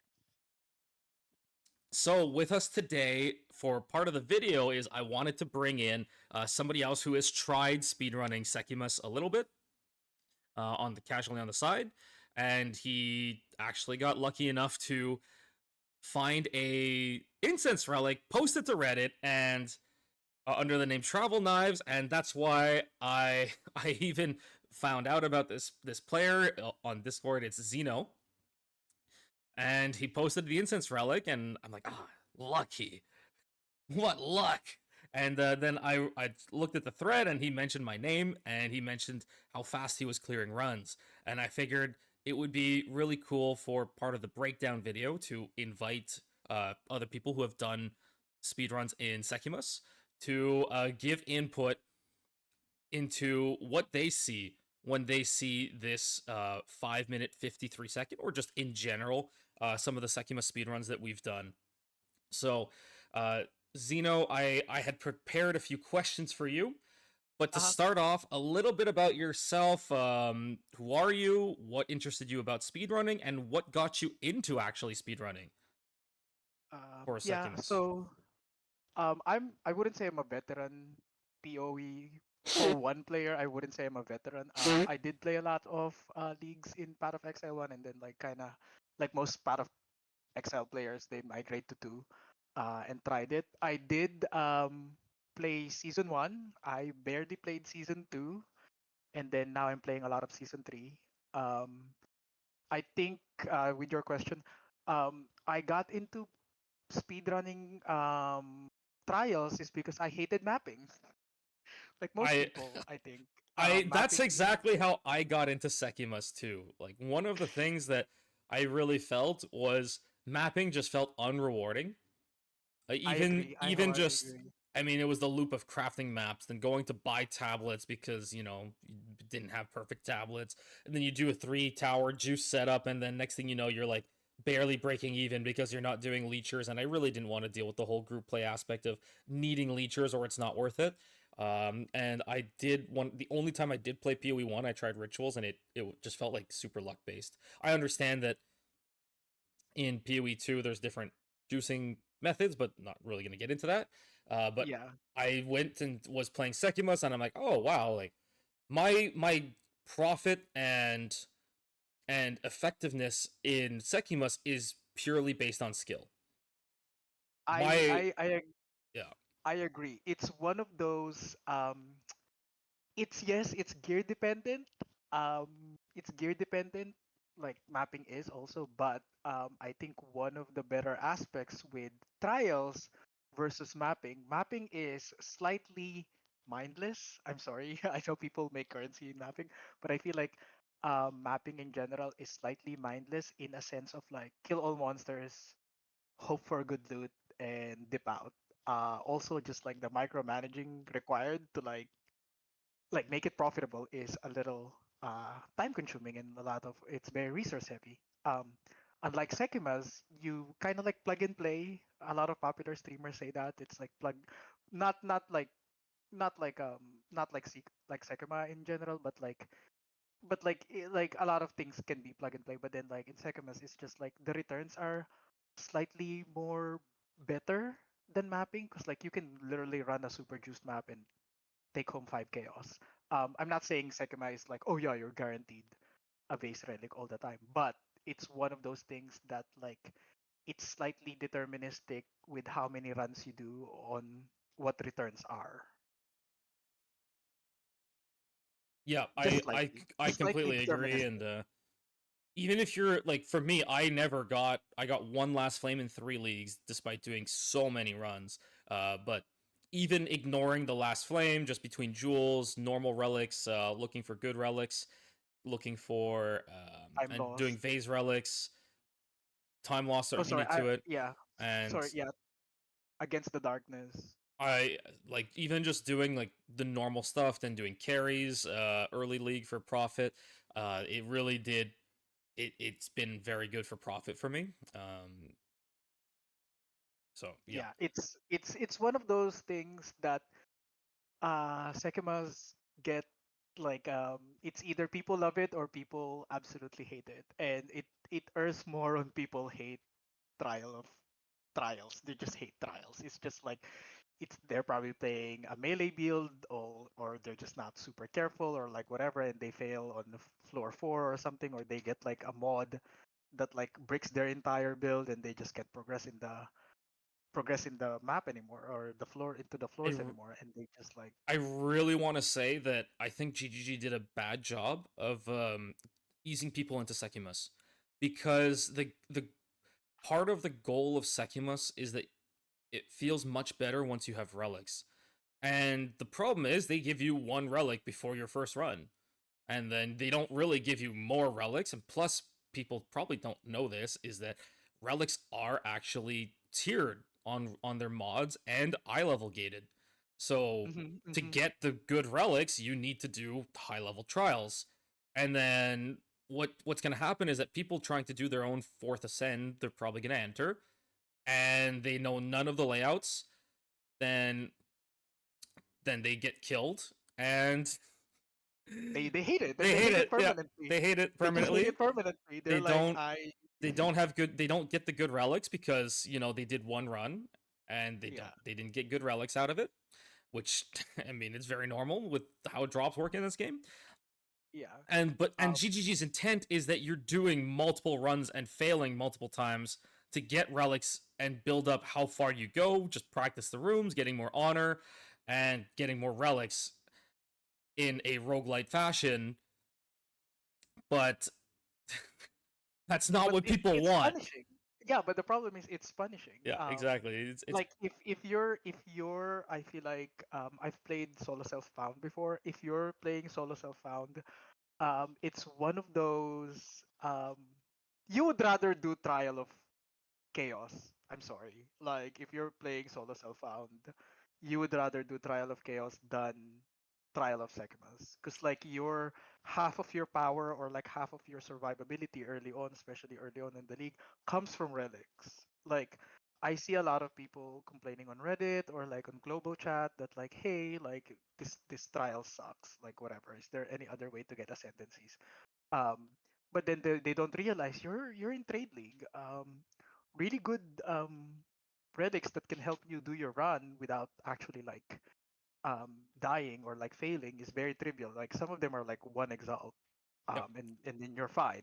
You just have to like kind of hunker down and kind of like go a little slower, and I just have a like get your whole ascendancy. I have a whole series of videos. One of them being, or like the series being, going from beginner to pro in Sekhemas. Yeah. So 3 videos, and the first one is covering getting your own fourth ascendancy and how easy it can be with just a tiny bit of knowledge and getting the right relics. Oh, And I whole yeah, I agree. Like I think that's worth a watch in all honesty. One thing I did realize in 0.1, one thing that I realized in 0.1 was you can abuse temp chains on your character and make them super slow enough that like they don't hit you at all. But obviously, depending on your character or your build, you can't really. Some characters can't afford running temp chains or on their blasphemy setup on their characters, like especially if you're melee or you're ranger, etc. Um, but yeah, I agree. I Getting find it more. really funny that you mentioned that, because earlier today I had a conversation with somebody, and they're like, and they're rolling for mods on an amulet, and I'm like saying, wait, where's the spirit on the amulet? And they're saying, I'm playing lightning arrow, I don't need spirit. I'm saying, well, there's always Uh, something that you could be using spirit on. One of those things being blasphemy with temp chains. yeah, So, um, it's it's one of those things that like if you're new or like it's early in the league and then you're going through trials, temp chains, blasphemy, the sacrifice like damage is just like gonna save you so much honor because sometimes something is just too slow to hit you and you kill them. Obviously, different story against bosses. Like it's still a damage check kind of thing. But then like just going through the rooms before you hit the bosses. What people kind of forget is you can turn off your blasphemy aura and then go back being offensive on bosses. Like I think this is like very overlooked by newer players that like you can turn off your spirit reservation on other stuff that will help you get through the floors and turn on your big giga damage something for boss floors. Yep, I agree. So before before you got into speedrunning, what would you have thought was a good time in Sekhemas? Because I know for a lot of people when they actually go like, "Oh, well, wait, I'm like spending like 20, 30 minutes in Sekhemas. Uh I want to go do Trial of Chaos where it only takes me 12 minutes or 15 minutes." What would you think? What did you think before you like really started like looking into speedruns was a fast time in Sekhemas? Okay, so in all this I'll give you two versions. One is from zero point 0.1 and then another And from now. just for other people to know, it's 0.1 we had the door skips. So Yeah, zero point 0.1 there was like the door skips. It wasn't known at first, but then like people figured out the door skips with like the skeleton weapon swap shenanigans, and there was like that whole blink only available on weapon 2 kind of thing. But we're not gonna go deep into that because that's patched now. But in zero point 0.1 I think at first um I think the fast time was like 15 minutes for me. Like from first floor to fourth floor, I felt like 15 minutes was like really fast. And then what happened was I was lucky enough in zero point 0.1 to get an incense relic. And obviously, I didn't want to hurt my chances getting a temporalis that league. So I looked up no hit runs on zero point 0.1. And then I found like this monk Korean player um, did a no hit run in like 10, no, I wouldn't say 10, maybe like 12, 13 minutes. And I was like, that's insane. Like 12, 13 minutes from floor 1 to floor 4 using blink.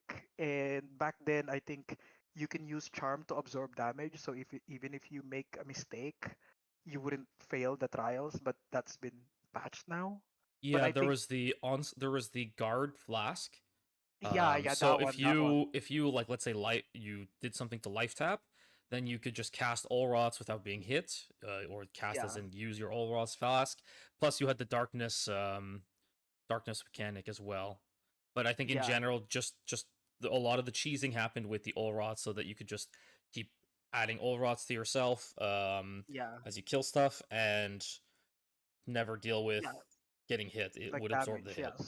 So like answering your question, I thought 15, 12, 15 minute runs, well not even 12, like 15-minute runs was like the fastest, like 15, like maybe 14 something something if you get lucky with the room layouts and all of that stuff. And then this is the first time also I saw people using blink uh back then. Like I was like I knew blink existed, but I didn't think of using it in trials until I saw that guy who did like he was doing carry services for incense relics. Like people would like get lucky and get incense relics, but then too scared to run their own incense relics, and they hired this like Korean streamer that I saw a while back doing this, and like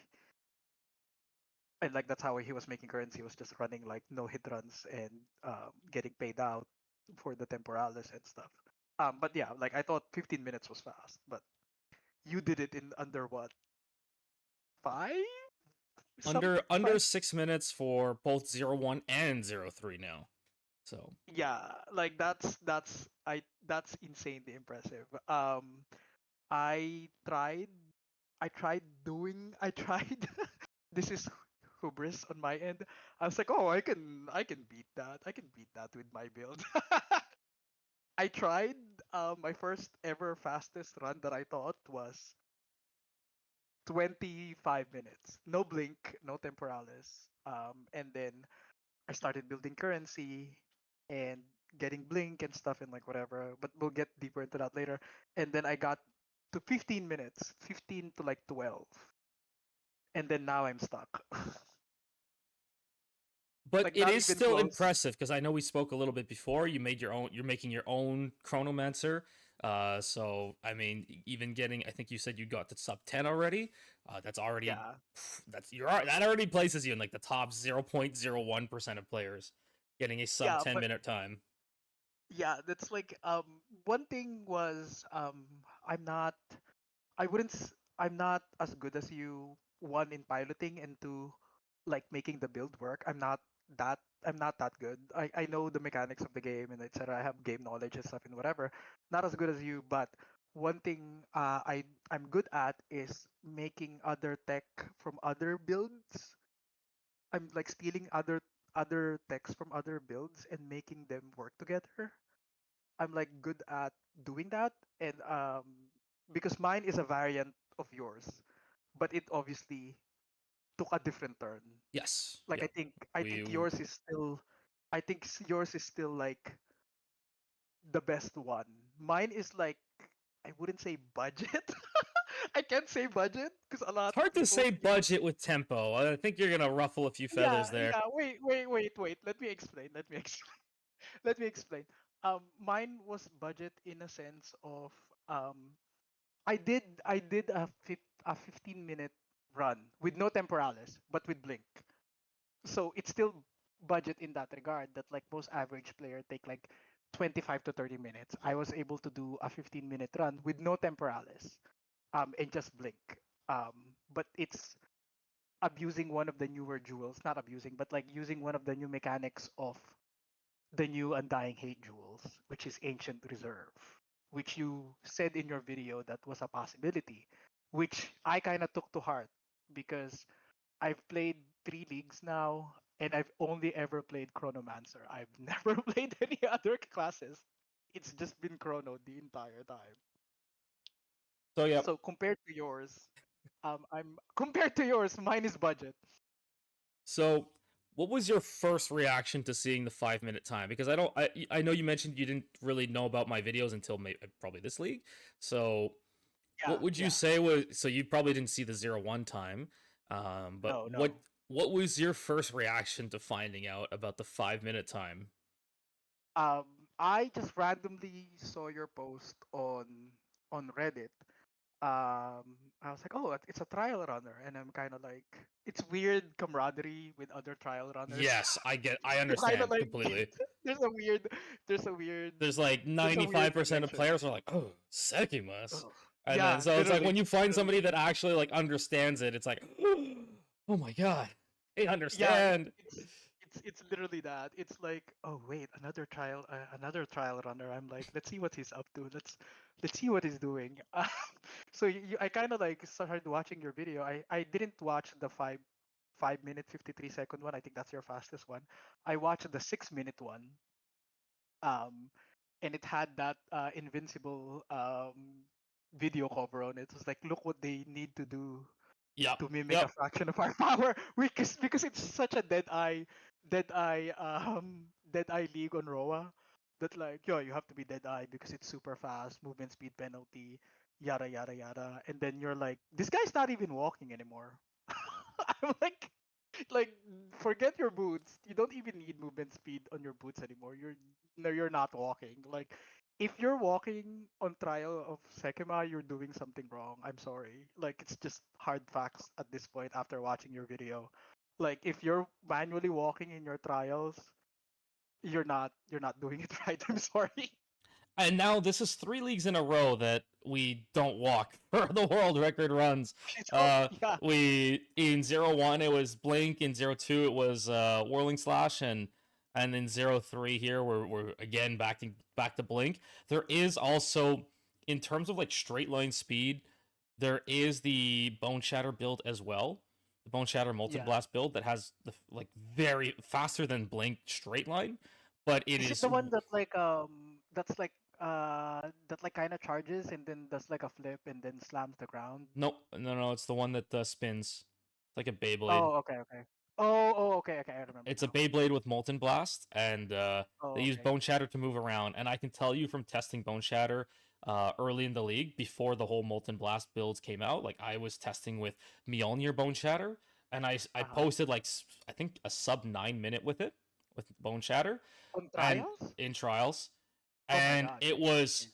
really rough because and I can say this from experience from being Whirling Slash in 02. The only reason I was even able to get anywhere with Bone Shatter is because I've already mentally mapped out the trials with like Okay, attacks that have that move like non-blink attacks. So Tempest wait. Flurry and Bone Shatter and Whirling Slash, I've already mapped it out and know how to move through the trial. And even then, Bone Shatter is by far the hardest one to control of the three.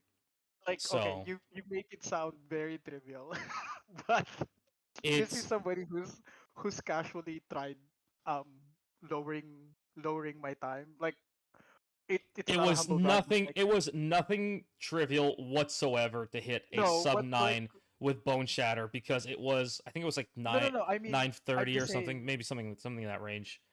No, I'm just saying that like if somebody who has not tried this before, it's just like yeah, 9 minutes with bone shatter, and you're like I'm like for somebody who's tried it on a variant on their own, I'm like yeah, that's kind of absurd.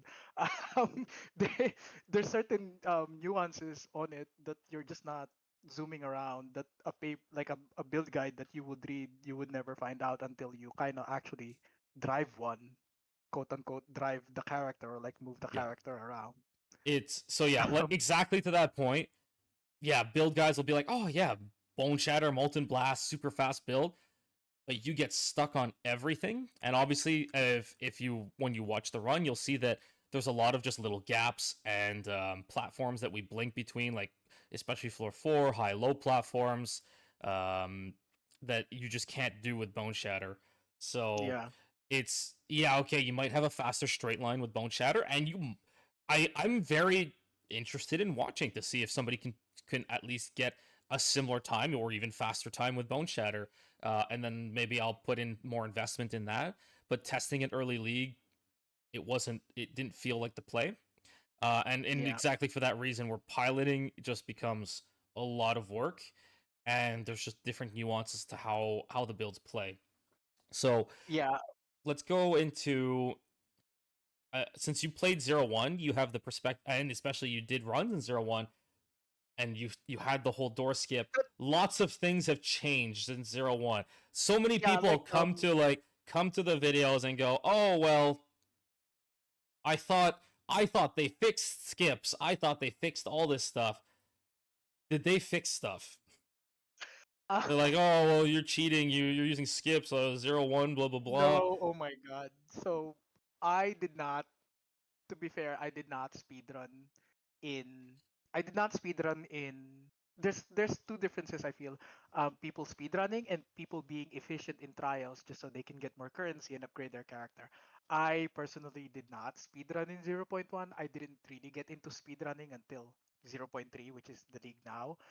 What I did in 0.1 was try to figure out skips and stuff just to make my runs a little bit more faster just for currency. But I wasn't like using Blink. I wasn't like whatever. I wasn't doing any of what I'm doing now in 0.3. I was just like, oh, I just want to go through the gauntlets faster, etc., etc., and then like skipping a little bit more mechanics and just farming more dibs and like whatever. What happens is after a while, it becomes this itch of just like I want to go a little faster than 20 minutes, and then can I go down to 15, can I go down to like, and I think that itch starts building, and then you kind of like model your character on figuring out how to do it, and then I feel like that's where the whole camaraderie with people who do trials come from, of like what's this guy doing, and But what's different from what he's doing to what I'm doing, and can I still learn something that I can like put on focusing my build. specifically on the differences in the rooms between 01 and 03. Yeah. There are fixes that have been skipped, fixes that have or skips that have been fixed, things like that. Can you Um as somebody else confirm that stuff has been fixed? yes, a lot of things have been fixed. Mods have been fixed from 0.1 to 0.3. I kind of like skip 0.2. I only played like 2 weeks, so I don't really count 0.2. Um So in 0.1, one thing that I would like irritate, one thing that I hated the most was a minor affliction was remove your energy shield. If you were playing CI, this is like a huge fix. If you were playing CI and you come across to a room that only had one choice and it says remove energy shield, and you were playing CI, you're basically defenseless with one life. That's one fix they did, though, which is kind of fucked up. Yeah. Um, if you like if you're trying to cite fixes, that's like one huge fix. It was like a mod that basically broke a keystone passive build, which is absurd. And I think a lot of the other things that they fixed was just like a bunch of the layouts and stuff, and then like just certain janky mechanics. I remember back then there were like problems with levers. I don't know if you encountered this. There was like a problem of levers of you just like not being able to press the lever or like press it once and then it's just like you can't click it anymore. I've experienced that in 0.1 and just getting stuck and abandoning the trial. Um, like I also like noticed a lot of like layouts and newer rooms in general. Yeah, they added Um, that's a lot of like I mean the few things that I was going for here were the the frostwall door skip or the skeletal minion oh door yeah, skip. yeah, They also, since you didn't play 02, 02 is when they introduced the new gauntlets as well as new escape rooms, and yeah. they actually between 02 and 03 fixed one of the gauntlet skips. So Oh, I see. See, this is something you have far more knowledge because in like 0.1 I wasn't like speed running it. Like this is all new to me because I basically like didn't play that much of 0.2. I've noticed some obviously I've noticed some changes and some fixes, but like probably not as much as you. You probably have like 3 times more runs I've ever did or like more even. And I think that's very valuable information. Um, like people kind of like especially today, you mentored me on like certain room layouts in like certain floors. Like you said today with like Gauntlet floor 2, something like that. yeah, and that's Um, that's where it comes in too is that cert like skips that we would have done in 01 or 02, suddenly we have to reroute or because those skips were patched. So where you yeah, where like mentally you're going in and you're saying, okay, well I want this room for this floor. Well, now you have to reroute that and mentally change that kind of gameplay. mindset and gameplay Yeah, and reroute. So yeah, just it was mostly to say there's been quite a few changes since 01. It's not the same run, it's not the same trial, and a lot of the skips have been fixed. But there's also skips that we've been doing since 01 and that I'm assuming GGG is aware of them because they actually went back and did fix some of them.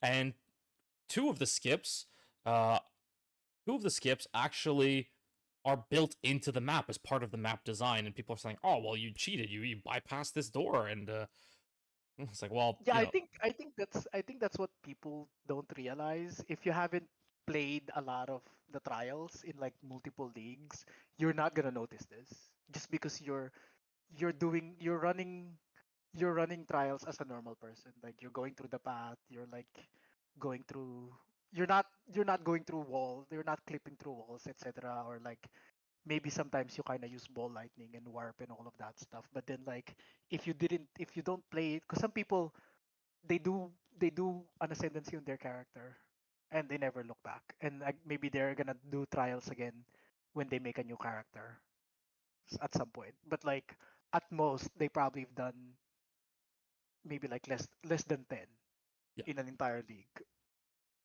And then they don't really know the differences in how the trial Yeah, has they don't. changed between the Yeah, leagues. yeah. So I know you prepared a couple of timestamps, but what would you say is the most impressive part of the run? So you have I think you prepared two timestamps. Yeah, I think the two timestamps would be I think one not on your timer on your stream, but like I think 111 starting at 111 or Yep, 110. I pulled it up here. So this is the escape room. Yeah, this is probably one of the best highlights of the run. I know it's early on the floor, but the mere fact that you're doing escape, right?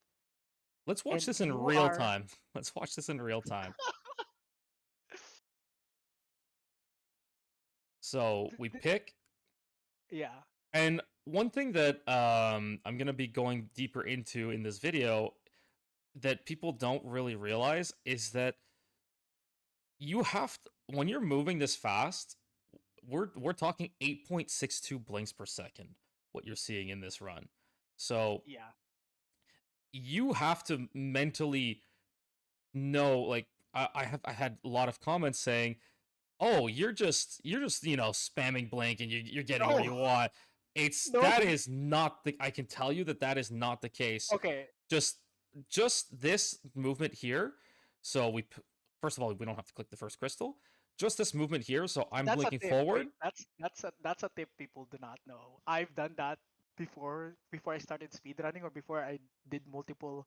Like now I probably have like maybe 300 runs under my belt at this point. That's something I didn't realize at first, that you can like not press it anymore.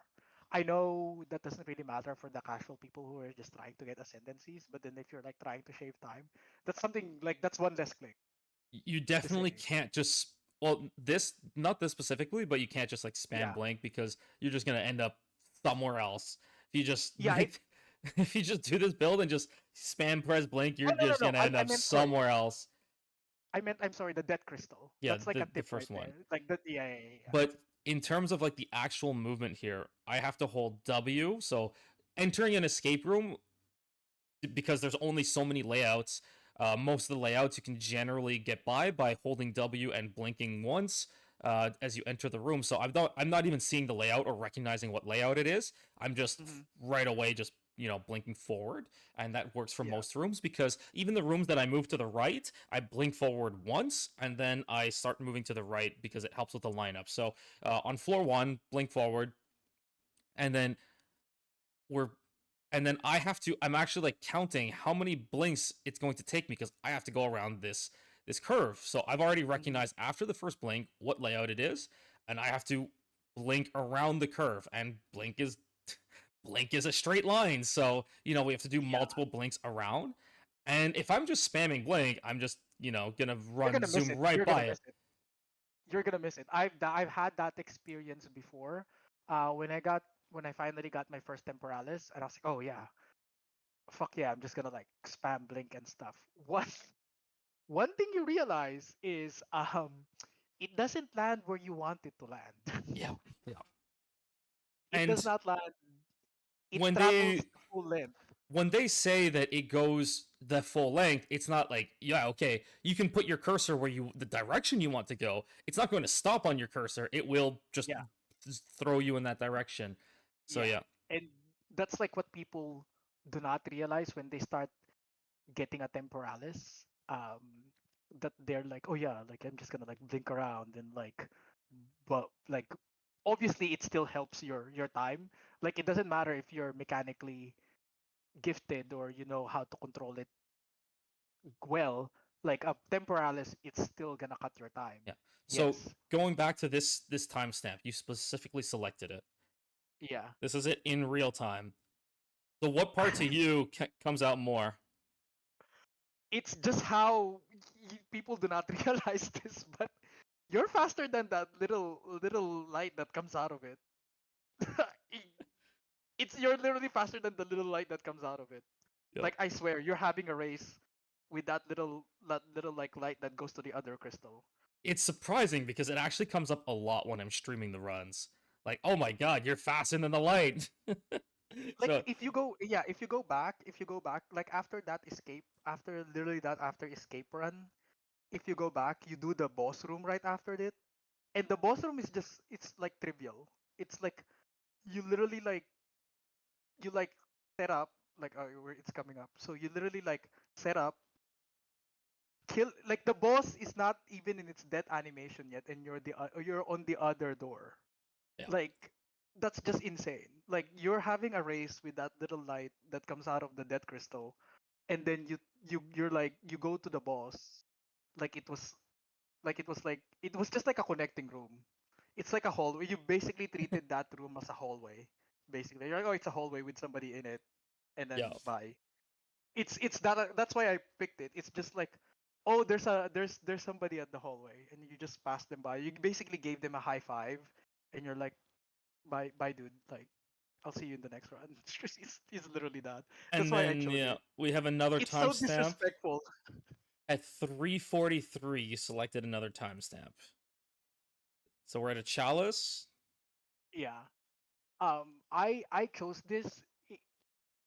I partly chose this because how fast and fluid it was, but then later on, I real like the reason yeah. So you went to Chalice into Gauntlet. That other Gauntlet room is like less than 2 seconds. Yeah, and we Like the spoke about this transition. earlier, and it's something that I have covered in videos in the past. But gauntlets for floors 1, 2, and 3 are seated. So Yeah, when I'm pathing my floors, I'm specifically looking for gauntlets in specific slots. And that floor 5, that room 5 gauntlet that we were talking about, the one that you're yeah, saying like takes 2 seconds, that is yeah, one of those seated gauntlets that I'm explicitly looking for in my runs, because no matter what room you get, it is the fastest outcome. yeah. So And I feel like even if you're not, I feel like that tip is super helpful. Even if you're not a speedrunner, because that room, even if you're not blinking around, is still a pretty easy room for a gauntlet. and the funny part is there it's all intentional, it's all intentional skips in there too. Yeah, It's it's just like high low platforms that you're allowed to blink, and they do yeah. that. You don't get it. I didn't get it in this run, but Oh, it Gauntlet floor 3 room 1 Gauntlet has the same skip that you just go through because of the high low platform, and they just allow you yeah, to blink over from high to low and low to high, and yeah. I think it's that's what intentional. you were like. It's literally Yeah, and that's intentional. like yeah, and it's not like what it's like what you were pointing out earlier between 0.1 and 0.3. It's like, well, they purposely Yeah, made it this way. Like they could have just put like a giant wall there and make you like walk around, yeah, but they didn't. exactly. The Like and like and I don't know why some people are complaining. Well, like they basically had somebody okay this design before it hit the game, and you know, like, and it's absurd how it's absurd for me how fast this is because like I'm not even close to this. Like I'm not even close to this. I'm like how fast this is such a headache to control. And I inadvertently chose the last timestamp. Inadvertently chose it, and what you you later on told me is like, did you see when I was like using comets and stuff? I was like, oh yeah, I didn't notice that. And then you were like, yeah, I'm using a different one for it, which is kind of like blew my mind. I'm yeah. like, that's that's another level of crazy that like I don't So think I can ever master. something that I'll obviously talk more about in the rest of this video, but there are two. I am using two wands, and I am regularly swapping between them for the purposes of building up two different spell slingers, one with spark and one with comet. And for these chalice rooms, I am using the comet wand so that I can just snipe the rares, and you'll see that I blink into the platform. And this whole run I have to path through. So I have to kill. So I kill one rare. I blink in. I know that there's going to be a rare somewhere here. I don't know exactly where he is until I get here. I have to recognize while blinking around, moving, where the rare is. Cursor, target, drop the comet, and move on. And you told me something interesting too, between comet and cast on crit. Yeah, so cast on It's crit targets the closest enemy, but spellslinger and manual cast comet does not target. It targets at your cursor. So you have to actually mouse over the enemy. So while we're doing these runs, I have to mouse over and actually target the enemy, which which is it's not just like, oh, I just get to the vicinity of the rare and I just drop a comet and it'll kill it. Like, no, I have to actually target it with the cursor. And there's been times where I miss, like I'm just moving so fast, I'm off by just a tiny little bit because we're not building AoE. We're off by just a tiny little bit, and I miss the comet. So Which is absurd. Which is absurd to me that like you're you can do it's two things. It could like basically fuck up your movement because it's via mouse cursor, and then you can like inadvertently blink and then either cast like comment and then move and then not be where you want to move because you're trying to aim at an enemy. Like just that weird nuance in between of like moving with the cursor plus targeting an enemy, like manually targeting an enemy is just completely bonkers to me that like you're doing it in like a split second without like changing your trajectory. yep. Like if that was me, I'm like I've already went the wrong direction if that was me. So yeah, it was funny that you selected that because when I asked you before, you didn't realize what was happening with the weapon swaps No, either. not at all. So uh, But like I realized I kind of like weirdly realized that I was like, wait, he's not using spark in this room. And like that's partly why it was, but like I didn't know there was something deeper into it. was it like just maybe you felt that there was something different, or did you actually notice that we just didn't use Spark there and we just used I Comet? I I I noticed that it was I didn't know what the reason behind it was, but I didn't in my mind I didn't go deep into it. I thought it was at first I thought it was like a cast on crit Comet, to be honest. And then I realized he's not casting Spark, so what's critting on these monsters?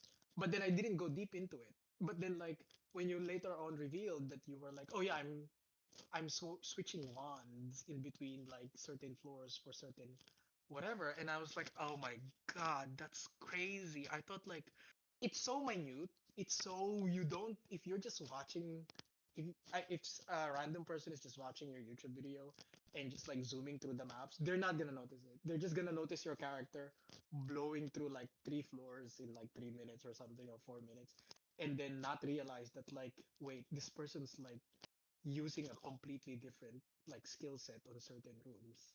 Yeah. They're gonna miss it. It's the video is just so I mean, there's so much happening, and there's gonna be a there's so much full happening. there's gonna be a full breakdown, but there really is just so much happening, in terms of on the fly decision making, both targeting with comets, swapping weapons, all of this stuff that's happening. Yeah, Many things, many times per room or per floor. All in and each floor is in the space of like a minute and a half yeah, total. and it's like it's insane because like one thing that as a casual speed I wouldn't even call myself a speedrunner, like a casual person who attempted to do something like this. There's so many pitfalls, traps, bad decisions, nuances that you're gonna learn. And it's always at first it's like um it's monetary driven. You're like, oh, I just want to farm more base relics or against the darkness stuff or like grand spectrums I can sell. I just want to be more efficient so I can like have more currency for my character. And then a certain type of people, they're like, how do I get faster in this? And like at some point Yep. you're just gonna forego profit. You're just gonna forego profit and you're just Yeah, like most of the runs I I just wanna be reset. fast. It's like, oh, I don't want to do this hourglass. I never reset because hourglass is immediately a Oh, dead run for speedrun. So I'm reaching that point yeah, of like if I open a trial and the first room is a hourglass, I'm like, yeah, it's one Exile. I don't care anymore. I'm just yep. gonna start this over. So It's still like for me, the thing that I'm most critical about myself is like on myself is my decision making on the rooms. Like there's a lot of times where I go back if I go back to God, it's so yeah. I remember when you were coaching me earlier here today this while room we're here. So I moused over the ritual. So hourglass, ritual, and I moused back over the hourglass. My mental process is like I'm a little slow here because I should have immediately clicked the ritual, and I still Yeah. moused back over the hourglass, Mm-hmm. and then like, okay, it's the ritual. Yeah. Like But you were I remember when you were like hovering over my stream earlier, when we were talking earlier, that you were like, oh, you've hovered it already. And like the mere fact that you're like thinking that fast compared to me, that like I have to like so do it. I by the time the map shows up, it's 4:38:13. I have not even moused over any of the rooms yet. Yeah. Okay, so 4:38:43, the first room appears on the screen. 4:38:62, 4:38:79, 4:38:95, and I click. So Yeah. the whole thing happens in about half a second, and it's something that I've been very critical about myself in my Oh, room decision making. For me, because as we spoke about earlier, my build from the 614 or so was blinking around 6.5 times a second. We are reaching the point in this video where we are blinking 8.62 times per second at the peak speeds. And you can tell that, okay, sure, like my blinks are faster, but the times are not getting significantly faster because there's so much other factor stuff. to time, Yeah. and that the decision making is one of those factors. Like I wholeheartedly agree. It's like it's not it's it's this is I think this is what the addicting part is, I feel, compared to mapping. Like what I said earlier, like it's mapping is kind of like brain dead ish, because you don't do all of this micro decisions that will effectively change how your run goes. Yeah. Like in maps, you just like, okay, like you kill everything and you leave and go and like whatever. Here, it's just like there's so many, like, oh, there's some mods you need to avoid, and then like obviously hourglass is one of them, and then the other thing is just like less damage mods Yep. on your thing that will hurt your build really bad. Or like if you're like me, if you're running like CI ES, and then you get like the 50% less defenses or energy shield, you're just like, Watch this choice in real time. But this is still the part that I'm most critical of on myself. it's insane. Wait, that's put that back. Like put that back up when you just like hovered over those three choices.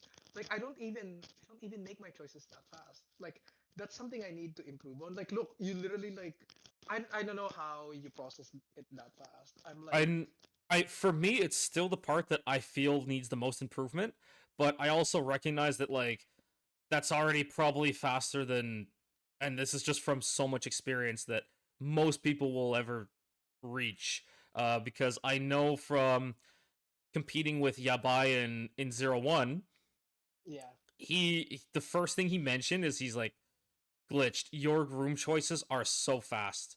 And for yeah, me, it's it's always insane. been it's always been like, even right now when I look at my own run, I feel the room choices are what are holding me back from getting faster times because like I was saying before, it doesn't matter how fast you blink, we have to make those room choices. And every single step is another room choice to make that slows us down. And I but yeah, Baye was like, "Oh my god, you're just so fast on the rooms." I agree. Like that's one thing. Once you kind of like try to like get your time lower, that's one thing you're gonna like notice in yourself, and you're 100% right. Like you're gonna like go through the mods and read it and like whatever, etc., etc. Obviously, having a really strong build and a really efficient build, some mods you kind of like don't even have to worry about anymore. Like reading them is trivial. Like need to do you don't need to read them anymore because it doesn't really matter on your build. But then just glancing them over and knowing what to pick is insane. And also like people always, one thing that you pointed out to me earlier today when you were kind of like we were kind of like doing like a trial. I wouldn't say trial together, but like you were seeing how I do trials while we were talking and stuff. Was like the path choices that you were like telling me. It's like, oh, I'm not even gonna consider that room because there's only one. You can only go through one room on that one compared to this one. This has like three. It branches off to three, etc., etc. Yeah, that's That meant one of the things that I mean that's the whole thing is like improving the decision making, both the speed and how much that you can filter out and still have effective runs. has been one of the biggest improvements as well. But I still, when I look at my own run, that's where I feel like there's the most improvement. But as somebody, you're a different person. What would you think is the most needs the most improvement right now when you see this run? For you or Yeah, for for you, this. obviously. I think for you it would be it's just like you're already pretty fast, and I think trying to critique this on like making it faster is a little hard just because like um you're doing it way more efficiently than I could ever do. It's like basically asking a normal driver, like it's basically asking an F1 driver, like a normal driver for advice. Like an F1 driver asking a normal driver advice. So it's like, how should I drive this? Um, I I think mean, let's be for fair. me, Getting to sub 10 minutes with your homebrew build, even if you're taking like tech and yeah, understanding from other builds, that's still an accomplishment. yeah, So like, I think for me, I wouldn't call you a normal driver, but maybe like a drag you've racer, a dabbled in it. street drag racer, yeah, a street drag racer compared to an F1 driver. Um, I feel like in yours is I think it's just you're right about like the decision making. I think you could be totally much more faster. I think you're right about your self critique that you kind of like stutter on certain choices like floor, like the perfect example you did earlier today. You hovered. That's basically a second. You basically lost a second Yeah. just hovering it twice. Like that's basically a second. Well, That's it was somehow. like a quarter of a second, but I mean when we Oh, have sorry, a part. 24 rooms or so to select, It adds up. it adds up for sure. So like a quarter of a second here, half a second here. Next thing you know, that's 10 seconds over the entire trial that could have been saved if you had Yeah, just been like robotically perfect versus a robot that like is yeah, just immediately knowing the best room choice. And plus, a robot could evaluate all the rooms faster because they can just yeah, see everything for one frame and already know. They yeah, just they can mouse over everything. Meanwhile, I have to actually move my mouse and yeah. register Like in my head where to go. yeah, but I think it's kind of insane how obviously experience helps. But it's just like an average player wouldn't even come close to doing this in 100 runs. Like it's just insane. I think it's also like very like person heavy geared. Like some people just cannot play this fast. Some people are just not accustomed to something like this. I'm pretty sure I am not one of those people. I did well or like decently, but like I think I still have my own goals, obviously. Yours is probably just being like beating your own time. I think you probably can. Um, but I think, yeah, I think gear wise, you've basically kind of pioneered the stuff for this. And I think now it just boils down onto like slightly luck, like super small amount of luck, and then just like mechanical piloting. I I think would, there is still, unfortunately, at this point, it is more luck based than it is mechanical skill based because the difference Yeah. between like a lucky ritual where there's only one arch versus uh a bad I didn't even ritual know that. we're talking like 10 seconds difference. So and in this run, I think we got two of the bad rituals, which means that could have already been 20 seconds of time savings versus versus lucky ritual if I had gotten lucky rituals, which already means that the time could have been in the range of like 5:30 if I had gotten perfect rooms just on Yeah, just on those two rituals versus the really bad ones. And there are other like just decent rituals, the three arch rituals that I yeah, get, which I mean they're very good, but they're not a lucky ritual. yeah. It's So still the best one. Is like the one this is a time this arc. is a triple ritual, so this is still very good. I mean, and I'll take it any day. But you're still losing like 2-3 seconds versus a perfect ritual, and that's the And like difference. all the tips and tricks also that you taught me of like the shortcuts and stuff and like whatever. That's still even if you're just a casual like trial runner. Oh, that one's like the perfect. That Yeah, that that's the one's not the perfect. lucky one. Yeah, and then like but just all the little tips and tricks that you kind of like teach is just insane. Like that one is perfect. Like that video is perfect. It's just like that little. I was so happy I got to finish the speed run with that ball lightning warp, because I have to dedicate 2 slots on my skill bar just for that. And then on Zerok, so that I can cast Frostbomb. We don't cast Frostbomb for the other bosses, but for Zerok, just to speed it up, I do really want to cast Frostbomb, and I don't have space for it on my skill bar. We actually use the entire skill bar. Yeah, it's Um, what's this? No one uses that ring, but so you're like, oh, I, have I to use this ring. explicitly had to get an unset ring just for that, and I did some min maxing. So it used to be that I swapped to the unset ring for floor 4, so that I could always have Frostbomb and improve the boss timings. But as you could see, it wasn't really necessary. Like, we didn't really need the Frostbomb for the other bosses. It didn't change too much, Yeah, like a fraction of a second. Meanwhile, I get more cast speed for the entire floor 4 versus swapping to an unset for the entire floor 4. But yeah. anyway, it's That's also like insane. That's insane to me that like you're gaining an advantage from Zarok's animation, which is absurd to me. Like people don't realize it, but if you kind of like blink, you don't know people will not notice it that you're doing a ring swap. I'm two just ring gonna point that swaps. out. Two ring swaps, by the way.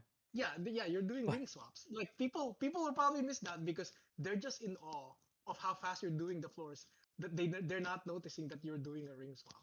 They're So they're they're, they're not gonna while I notice. pull up a different clip, because it may it's interesting that we're talking about this.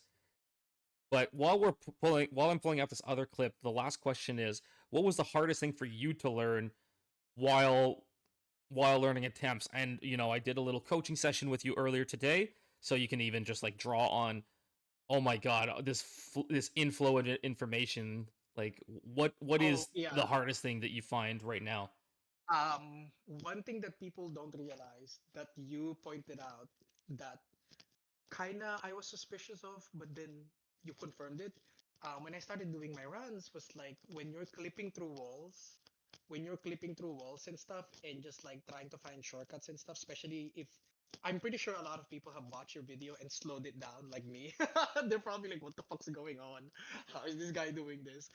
They probably like reverse analyzed your video multiple times and watched your video multiple times just to figure out how are you doing the skips and stuff.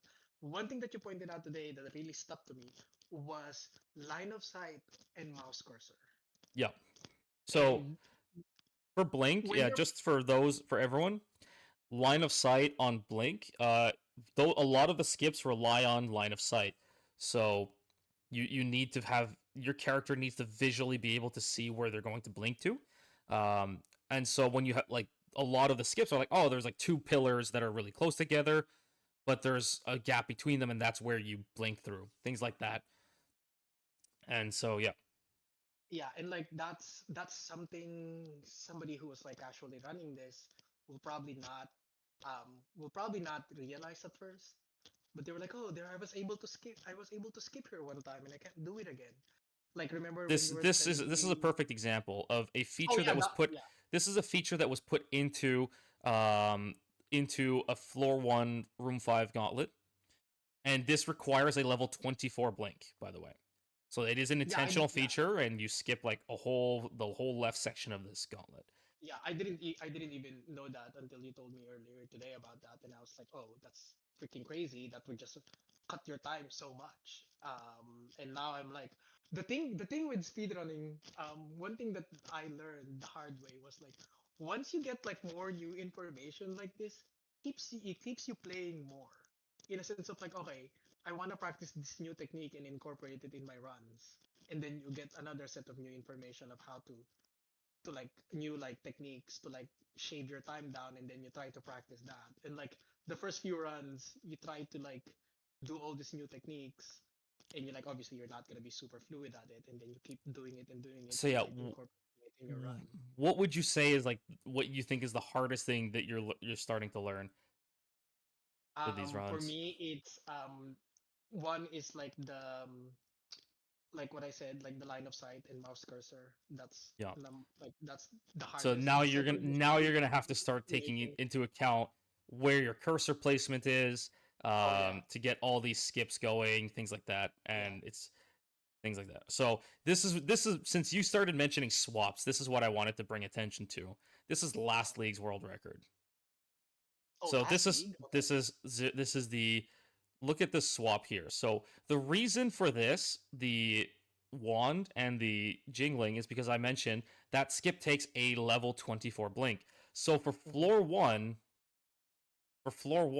I am using a wand and the crest shield for the cooldown reduction, so that I Mhm. can blink. I can do the blink skip, that level 24 required Oh, blink okay. skip. But Yeah. also, you know that the little one where you blink through the side of the gates. You did it earlier today too, where I was saying, oh, well, I do it on the left, you do it on the right.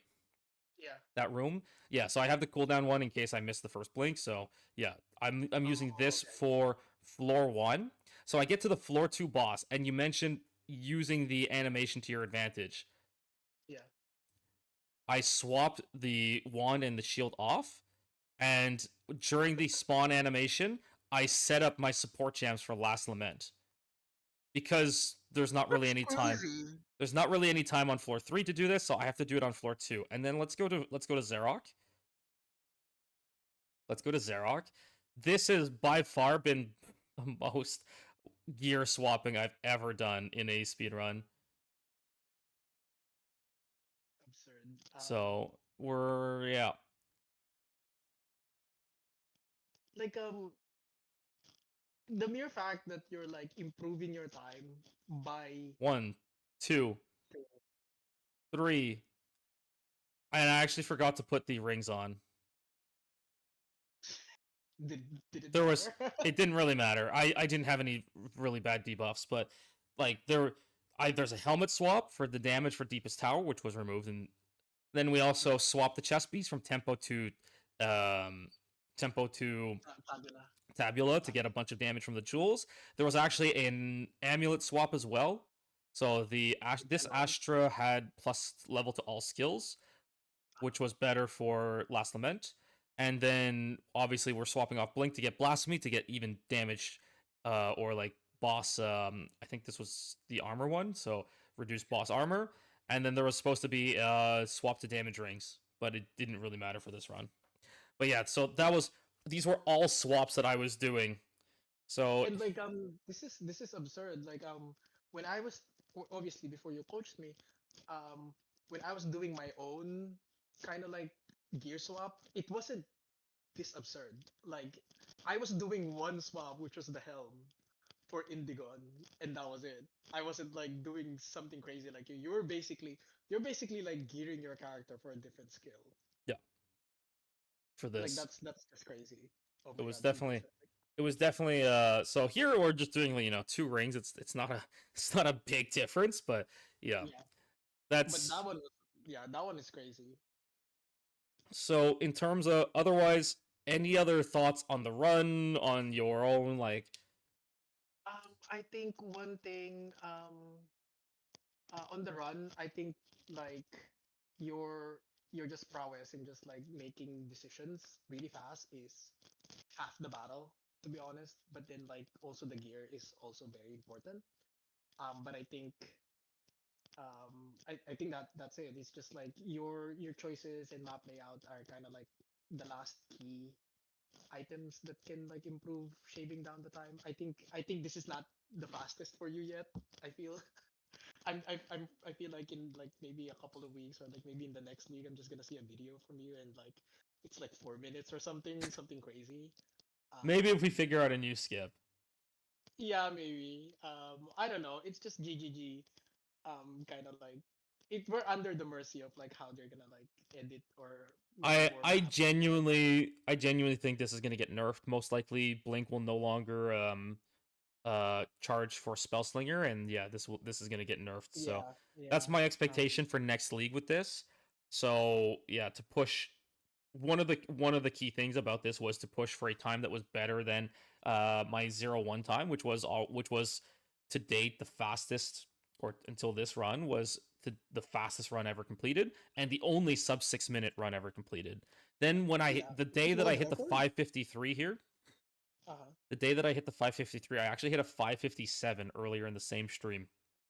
So Nice. we had already broken into the sub 6 minute to make the second ever sub 6 minute run. And then we hit the 5:53.59, which is better than the fastest time in 01 and the previous fastest time ever. So, Do you think you're the fastest right now ever?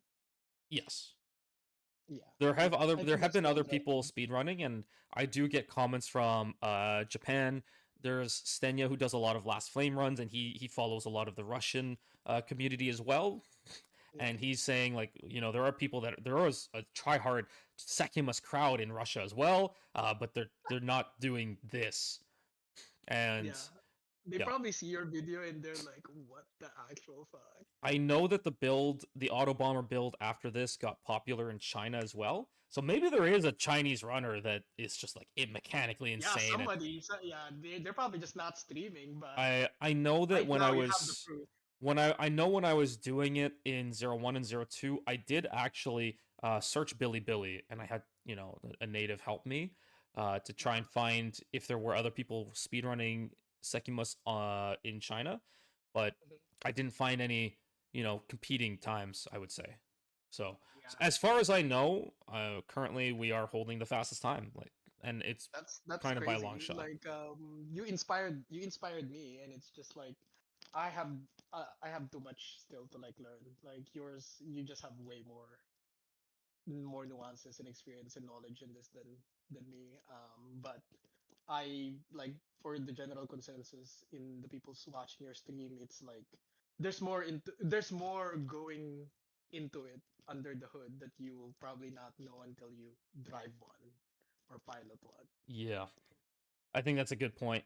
And one of the things that I've always hoped is that more people try, Mm-hmm. because it's always more fun to have more community. There's probably there's almost guaranteed to be skips that are undiscovered out there. I know I showed you a floor 4 gauntlet skip earlier. I Did you couldn't find ever see? Did you ever see anybody else do that skip? no. I don't know It how you was found it was I was in the stream. I'm like, there's gotta be a faster way to do this room. And this was in 02 when I was practicing the room because I'm like, man, going to pull that first lever just feels so bad. And yeah, so I was always like, that. oh, there's gotta be a faster way to do And, this. I thought I was being slick with Chronomancer temporal rift. I was like, oh, I'm being slick by like blinking around and then rewinding to get out of the whatever. And I thought I was being slick, and then you showed me, and I was like, yeah, like not even close. Yeah, so there's definitely there's there's almost guaranteed to be skips out there that are just undiscovered, or maybe skips that are discovered but maybe more It needs to be picture perfect, and but you know maybe it. maybe there are setups that we can do, like, oh, like stand on this dot and then put your Yeah. cursor here. So if you've ever played Counter-Strike, you'll know that for smoke lineups, it's like, oh yeah, you line yourself up with this, you turn in this direction, you face the sun, and you jump and you throw, like something like Hmm. that. Hmm. And when we're looking at Sekimas, remember when in floor 2 gauntlet when I was telling you, like, okay, this door skip, stand here, put your cursor here, and then press blink. Yeah. Yeah. It's Like something it's similar like that there might be better lineups. So if more people get into it, and that's part of the reason why I've been doing guides on speedrunning, talking about the runs. Like, I'm not trying to hide any tech. The yeah. tech is out there. Oh, can I say something to people who watch your stream?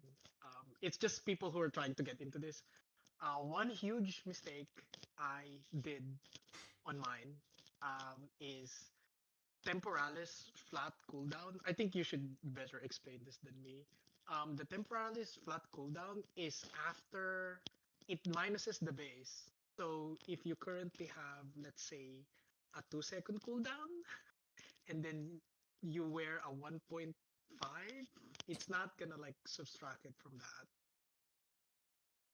Do you understand what I'm saying? Maybe just to reiterate what's happening with Temporalis is that there's always there's a cooldown reduction portion, and Yeah, there's a Temporalis cooldown reduction, and these two are separate. So yeah. blink at 3 points, let's say it's 3.6 seconds, which for this video it is not, but if blink is 3.6 seconds and you have a perfect 2 second Temporalis, then it's Yeah. 3.6 minus 2.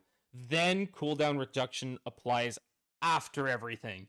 That percent Yeah. cooldown reduction applies after everything. So it's not like, oh, you have a 3.6 and it's minus 30%, which Yeah. would bring it down to whatever number. I think that's around 2.45 ish, and then minus Yeah, 2. That's not the order. It's yeah, the it's flat. like the form. Just be careful. I'm just trying to like. I made that mistake. I had like maybe like 200 dibs, and I had like a cooldown of like I had like with all my CDR on my gear, I had like a 2 second cooldown, and in my brain, oh, if I wear a 1.56, I would have a 56, a 0.56 cooldown blink. That was not the case, and it was an expensive lesson. I'm just saying that like if you um people